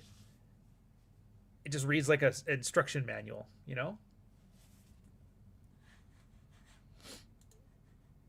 A trick for your prompt, tell it to write at a 10th grade level with no complex sentences. Dude, I've been down the road on so much. I'm like, restructure the sentences to not require M dashes. No negative comparisons. None of this, not X, it's Y. I've tried, it turns out AI sucks at metaphor, at simile, at everything. Negative, it's not X, it's Y is the only literary tool it has. It doesn't use rule of threes. I can tell it to do this stuff and it still just pumps out the same crap. Like here, case in point, I'll just like one random paragraph. The mayor wanted a new bypass around downtown. Marcus studied the problem for 6 months, drinking coffee that was definitely just coffee in his thermos. He determined that the most efficient route would cut directly through the city's historic cemetery. What the fuck is that? That says nothing about nothing. Drinking coffee that was definitely just coffee in his thermos. I know it's kind of hinting that he was drinking alcohol, but it's said so blandly that you don't understand the significance of that line. If I didn't say it, probably a lot of you missed that I was talking about he was drinking. The public outcry was tremendous. The project was canceled. Marcus learned his lesson about public relations. Well, that's great. You know what it is? You ever watch those YouTube shorts? You know, the ones where they always describe, and then the man did this, and it's like Brad Pitt in something, like, and then the man was in Fight Club, and he said the first rule of Fight Club is not to be in Fight Club. Then the other man, and it's like, dude, you're talking about people like you found them in a laboratory. That's the same shit. So I wouldn't do it. Yeah, and I've tried this one too. I've even tried getting a local one. It just does not do literary stuff. Covert is actually a good example because for business stuff, it's great. When my girl needs to send an email, like a professional email to work, it handles that stuff perfectly. Use cases, good. Reports, good. I find if it needs to get through legal jargon of stuff that I don't want to have to slog through, it's helpful for that too. Summaries is good for that. First drafts on stuff. If you have a template for a professional document, it's good. Taxes. I never knew this. I am actually surprised more people aren't doing their taxes with AI. So here's a little personal tax story, which, whatever. I have a GST number. Canadians and tax, you're supposed to get one. Now, Amazon stuff isn't technically sales, so I don't pay GST. Amazon pays GST. I get handed royalties, so I have to pay a GST of 0. But the government wants you to enter that stuff in anyway for whatever. And so for the first couple of years, I just assumed that was handled when my accounting was doing the normal taxes. Turns out that's a separate thing, and he has no access to it. So I'm like, great. All of a sudden, they start sending me a bill for like $30,000, and I was like, what the fuck is this? So I was confused. I'm trying to read through it, and I don't understand, like, why are you making me pay GST? Put it in through AI, and it's like, yeah, they tend to overcharge on this stuff to encourage people to do the thing. I'm like, fine, so walk me through it. It walks me through all the forms, where to get the forms, what forms to get, how to enter them in. And obviously, you want to double check this yourself, but it's pretty straightforward. So it actually was like very easy to double check it. Yeah, so that was an interesting thing, and I'm definitely seeing the value in AI for doing your taxes. I'm still keeping my accountant though because I don't want to do it. I only have to give him like $1,000 a year, and I handle both of our taxes. We have very complex taxes, and I'm perfectly fine with that. Oh, yeah. Drinking coffee that was definitely just coffee. AI is definitely channeling snarky millennial core with that. Well, that's the thing. If you look up where AI was being trained, a lot of their training came from fucking Reddit. Reddit, and then, like, all the articles that are coming out in, like, BuzzFeed and that from the 2010s. So, of course, it's going to sound like a snarky millennial. That's all it was trained on. And, yeah, they said they grabbed all the books they could, too, which I will say this. The part that made me go, huh, as I checked with GPT, Claude, and Grok, and they all were able to, like, summarize Softbone. I never entered Softbone into their system. I never told it anything. And all of them could quote the fucking book, and I was like, interesting. I often wonder now. Yeah, I'm pivoting to personal litigation with what's coming with legal AI. I am looking forward to it. Because ever since I saw that one story, there was this one story where I want to say it was a state prosecutor submitted some documentation. They just got AI to draft it, but it was hallucinating. So it was using case law that didn't exist. And I guess the judge was not too happy about that. So I can see a lot of people who lean on it to do all the work as opposed to help them collect the information they need to do the work. I could see there being a personal litigation issue. Now, who's at fault and who needs to pay will also be interesting. Because if OpenAI becomes liable to all this stuff, I can see that being a huge issue.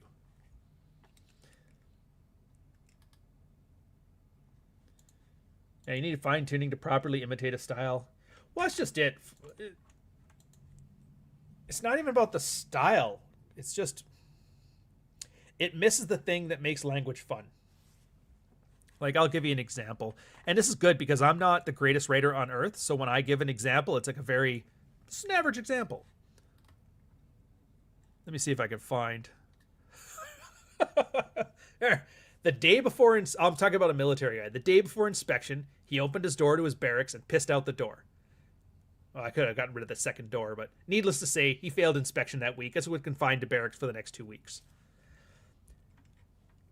This is just showing you Phil is an aimless, unemployed drunk with a steady paycheck. He had inspections, he left his door, he pissed out his door, and he failed. It's a very simple thing, but it tells you about the character. Like, that's the kind of character, which, by the way, is a real story. When I was in basic training, we had a horrible drinking problem in Nellie's block, the barracks. And I remember there was this one side of me was a Cape Breton, like 7-foot tall Cape Breton, who was an absolute alcoholic. And on the other side of me was this guy, Pretty, and his buddy. They were Newfies from the Bay, so big tick accents, bud. And they used to get so drunk, and inspections were on Tuesdays. Monday, they got so drunk, they both couldn't be arsed to walk down the hall to go to the bathroom, so they just pissed out their door.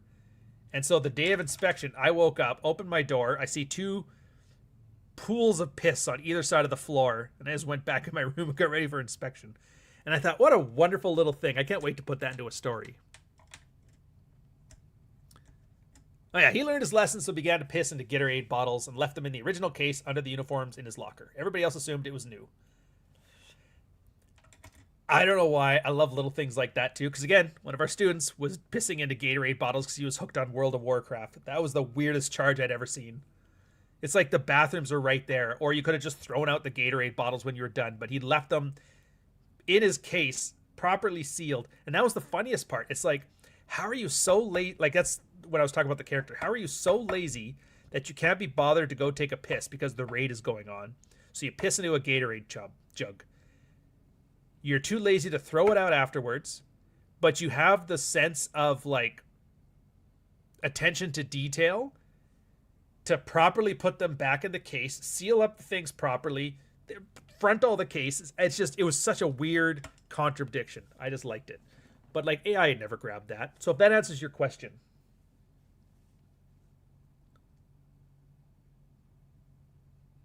Yeah.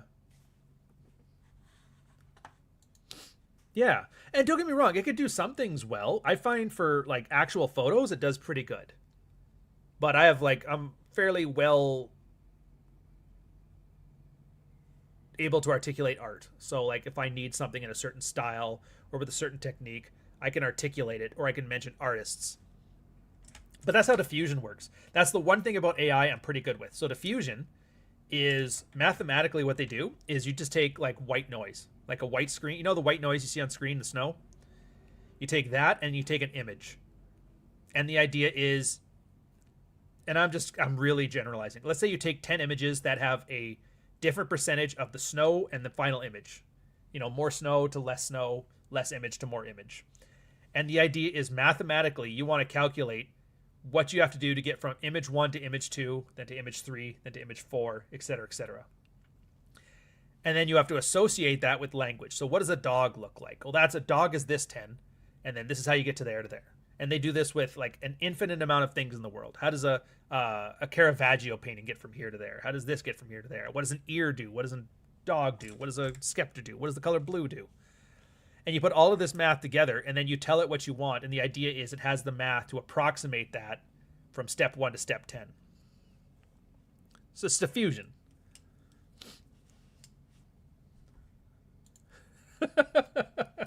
You're not just X, you're doing X. That's growth. That's progress. ChatGPT after you tell it you cheated on your wife. Yeah.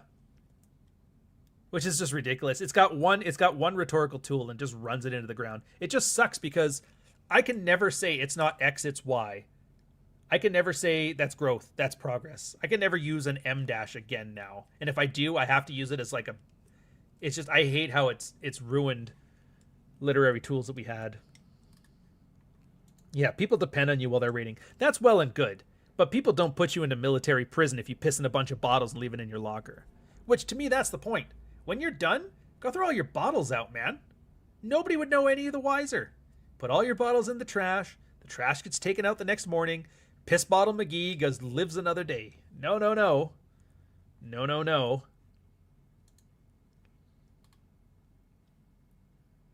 So it makes me laugh. I'm actually kind of curious how this is going to go. Like, you know, Covert was talking about how this would go with the law. I'm curious how this is going to affect the sexual marketplace. Because Nuke's already he's got one of the funniest things I've ever seen in there. I've seen it in the wild, and I've seen it online, where if you're trying to break up with a girl, ask ChatGPT to draft it for you. Draft me a text that lets her down easy, blames me for it, something like that. He articulates it better. And it was just so funny. Because, like, he was doing it to a girl that was arguing with him in his chat. And she was, like, really into it. She's like, yeah, that's exactly what I'm talking about. And then somebody was, like, leaking screenshots of some breakup over text. And the girls are, like, just falling for it. And I think it'd be so funny now if we end up in a situation where AI augments your photos. And I know a lot of cameras do this now. I bought a new OnePlus, and it had an option. I had to turn it off where it's like, automatically AI touch up your photos. I was like, no. I like the one where it changes the like if you're tilting at too much of an angle, it has like a warping effect. So like, I'll fix that. But I'm like, don't be like removing blemishes and shit. It's photographs. It's not meant to be perfection. So cameras are doing that. So you have an AI augmenting your photos to look exceptionally good. You'll have another AI on the other side. Choose amongst these swipes for ones that would probably be most liking to which the guy's profile is ChatGPT written. The girl's profile is ChatGPT written. The ChatGPTs analyze each other's AI profiles and then chat with each other to set up a date. I think that'd be fucking funny.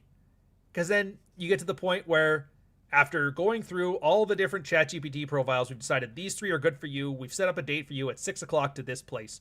But it gets like, it hallucinates. And so you're like next door. And they're next door, and you both get stood up. And then, oh, did you get stood up? You too. Yeah, fucking AI, right? Tell me about it. You want to go back to my place? Sure. I know that's just a weird example, but I'm going to be impressed to see how it goes. How can I cheat on my husband? and get away with it. Well, thank you for asking. See, it's not infidelity. It's just stretching your legs. God knows. Even the murders now. Have you seen these ones? Dude's murdering his wife. Guy murders his kids or whatever. And then what's the first thing he does? Goes to ChatGPT. How do you hide a body? What's the best saw to use to cut through bone? And then he goes on to Amazon, orders fucking body bags and shit. And they're bringing him into court. This AI, how do I murder my wife on Tuesday? It was like literally the OJ, you know, I didn't do it, but if I did, this is what I would have done. Except for it's all in his search history. Oh, jeez, it's fucking hilarious.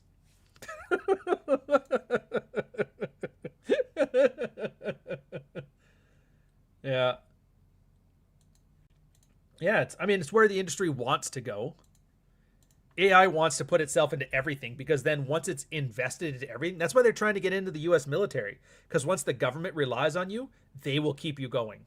So they are fighting, they know they're on borrowed time and they're fighting their best to infest everything like a virus so it's impossible to kick them out and so you have to fund them. Will it work? I don't know. Because I already know at some point the stock market's going to crash. I don't even want to call it the stock market right now because what is it?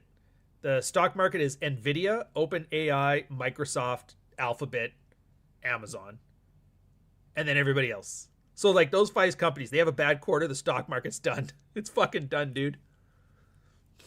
And then who knows what's going to happen with this. So I'm actually surprised. I'll be curious what the religious side does with this. Because I mean, it's not like the Bible isn't been dissected an infinite amount of times by an infinite amount of people. It's not like all of the old Catholic writings aren't grabbed by AI. You could have every religious argument. You could have ChatGPT do up sermons for you from week to week. What happens when Skynet's in charge of your church? And do they do that thing where just don't, but nobody likes to talk about how you're deifying women in the church, right? So what happens then if the church starts going off and like, I have a female pastor. It's all, you can't do that. What the fuck? It'll be some like Butlerian jihad, but it's against like weesh, effeminate Redditors versus the ChatGPT. I think this whole thing would be funny. Yeah, make no mistakes in the U.S. government buying junk bonds. Oh, there's a whole lot of stuff coming up. So this is off topic, but we're at the end of the time anyway. Fuck it. We're going to spend this time joshing around. So I didn't know Japan was so important because they have been on like a 20-year stagnation kick. They buy a shit ton of American bonds to the point that it's kind of the second biggest economy, well, the third biggest economy on earth is propping up the first biggest economy on earth because they don't have anything else to invest in other than U.S. government bonds. But now Japan has been borrowing, stealing from Peter to pay Paul. They've been borrowing against bonds for so long that now they either can't afford it or they have to sell it. There's a whole fanatic there. And because the U.S. bond market is going down, that sucks because now inflation is going to matter for the States because nobody's buying their debt. Which means it's going to cost more. It's going to escalate things. A lot of the whole betting on AI kind of started off from that. And it's like, something is coming. I don't know what and I don't know when, which is like a Peter Zeihan level of introspection. I get it. And I don't know when it's going to pop, but shit's going to pop off. And I'm kind of looking forward to it because houses might be fairly affordable at that point. Yeah, I feel like if I had so many dates, that could be a lot better if I had a good couch in my ear. So maybe an AI assistant in my ear, that would be good. See, that's the problem, though. Yeah, you could. We used to joke about this in the Married Red Pill where the guy was like, what do I do? What do I do? And he's always asking for advice. What should I do? Here's one situation, here's another. He'd write new situations every day. It's like, dude, do you want us to fuck her for you too? There is, and the reason I don't like AI in the sexual place, even though I'm joking around about it, is because it's not just about having a good date. It's not just about getting laid. It's about the skill sets you develop, to which that's the feedback mechanism. You know? There is ways to be good at being a man. I mean like being assertive, being strong, having boundaries, having your likesness, having things that you like without being insecure about them, a level of confidence, being able to turn things sexual but having the social savviness not to make it creepy. Like there's all of these skills that you need because we work around people. You need it at the office. The idea that you can casually flirt with your boss without making it seem sexual or inappropriate or making her awkward is a good skill to have. Since everybody has a female boss now, your boss liking you is the best way to get some career growth. Or at the very least, just learning not to do it and fuck every now and then, maybe fucking your boss. I don't know. It happens. But if you got AI in your ear telling you everything to do, you're not learning those skills. And yet it might work most of the time. But what happens when a monkey wrench gets thrown in there? You're flirting, it's going really well, and all of a sudden the girl throws something out that you weren't ready for. And AI is like, I haven't seen this before. And because you don't have any skills to think it through. You know, I've been in situations, what happens when a girl goes cold right away? Well, it probably means she has a boyfriend and she was maybe freaked out about it and now she's chickening out. You have no idea how to deal with the surprises that come your way. Which you would have if you developed the skills. It's kind of what a lot of lawyers are worried about right now, because without those junior analysts or the junior lawyers basically being just flogged with a whole bunch of shit, they aren't building up the certain repetition of skills needed to handle more complex stuff. But that's tomorrow lawyers' problems, not today lawyer problems. Ironically, using a guy for dating is a guy with no frame. Well, I mean, it just has nothing to do with his frame. His frame will get tested when something happens that AI can't help him out with. Oh, here. So with Nuke's thing, yeah, you have to specify and tell it to use therapy language. Yeah. So that's hilarious. And at that point, I don't even mind, because it's kind of like you're letting a girl down easy and you don't want her to fucking lose her shit on you and put you on blast. I totally get it. It's like taking risk aversion to a whole new level. Yeah.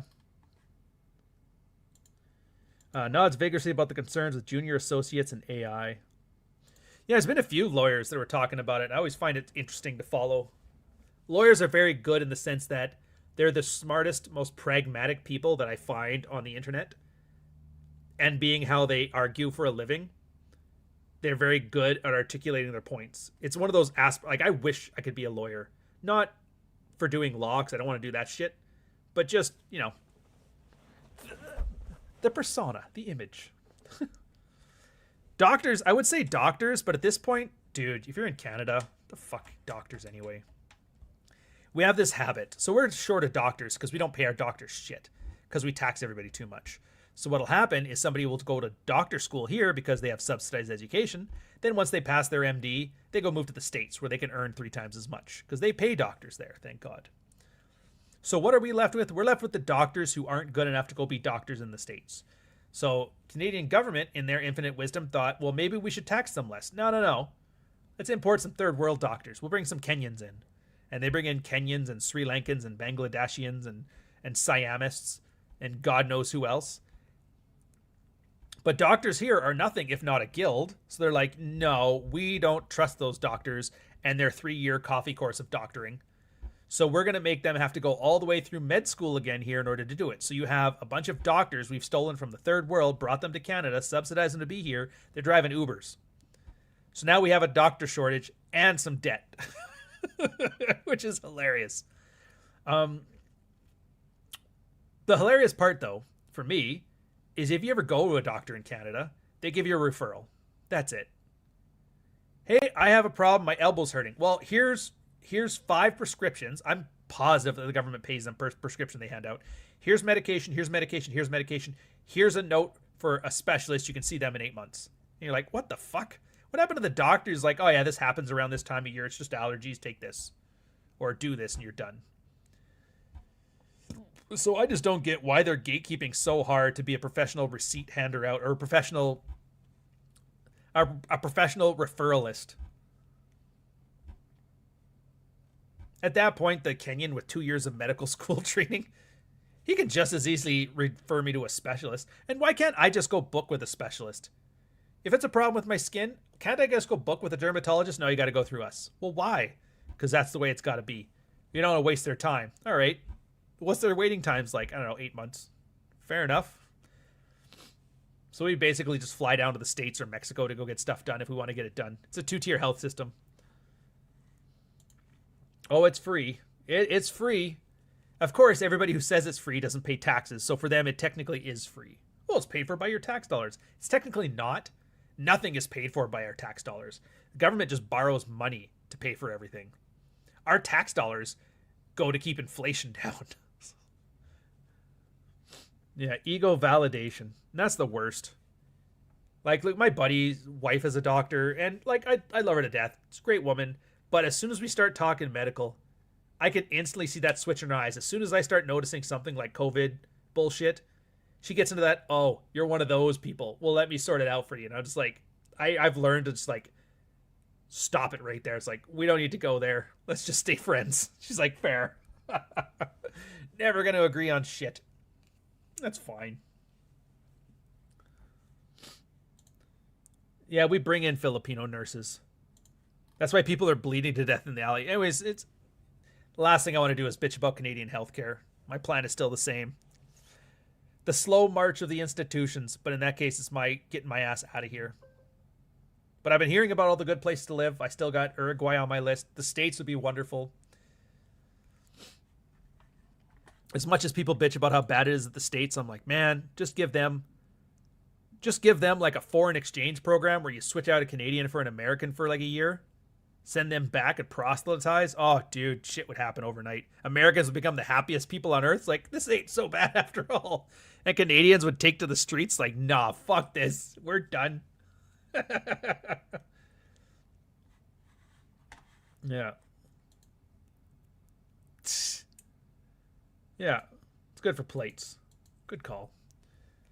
Yeah. So, on that note, so that's this one. I guess to sum it up, for the religious types, just know, for like the last 15 years, your concerns have been heard. Your problems with your church are not in isolation. Everybody has them. A lot of guys have found that their relationship with God has been strained because of the actions of the people in the pews. People have been leaving. They've been going. Try not to jump on the next bandwagon thinking, well, the real Christians are the Catholics. And then you find out it's the same problem anyway. You're just kicking the can down the road. I mean, you got two choices. You can stay where you are and become much more cynical to the message of the pastor. Or you can just move on or change your relationship with God. I mean, that's really your only three options. Or take advantage of it. Either way.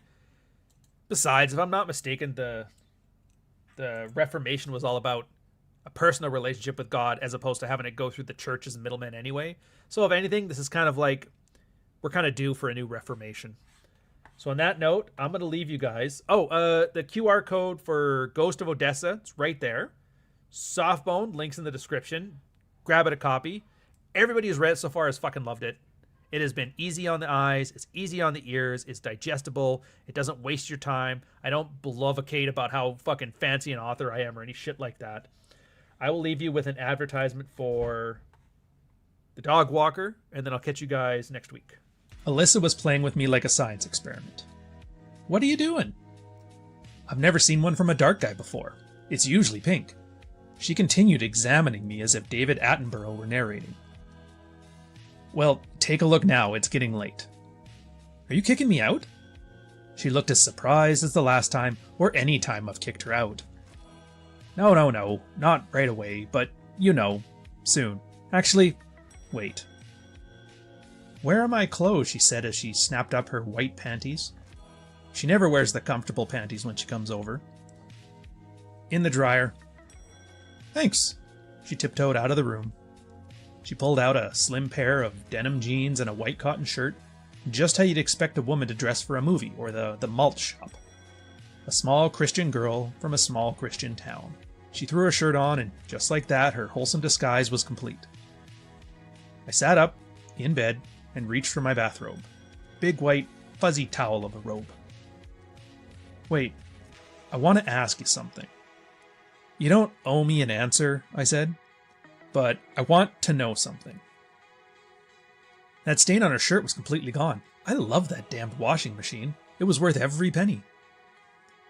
Stop drifting, Rex. Don't lose this thought. Don't you fucking dare. Yes, the stain is gone, she said. No, not that. I'm not fucking Mike anymore. No, not that either. I know that. It's that... The worse I treat you, the better you act. Okay. She laughs nervously. She's uncomfortable with this conversation that hasn't even started yet. I kicked you out of my condo, and the next weekend you gave me a blowjob in the hallway. You gave me that whip to play with, and then you told me I was a better lay than Mike. I don't even call you by your real name. I don't get it. Stalling, just say it. Why do you let me treat you like this?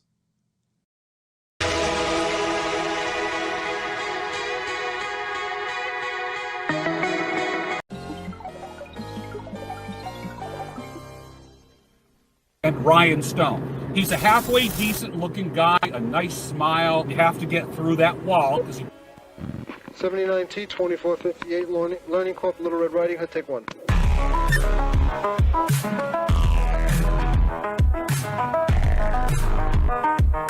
Somebody find out their fucking real names for me. 40 years of my life is in the wire that's gone. Does that make sense? You have to get through that wall. I only know what my heart feels. Where they say there are Indian people pooping on our beach. Socially retarded.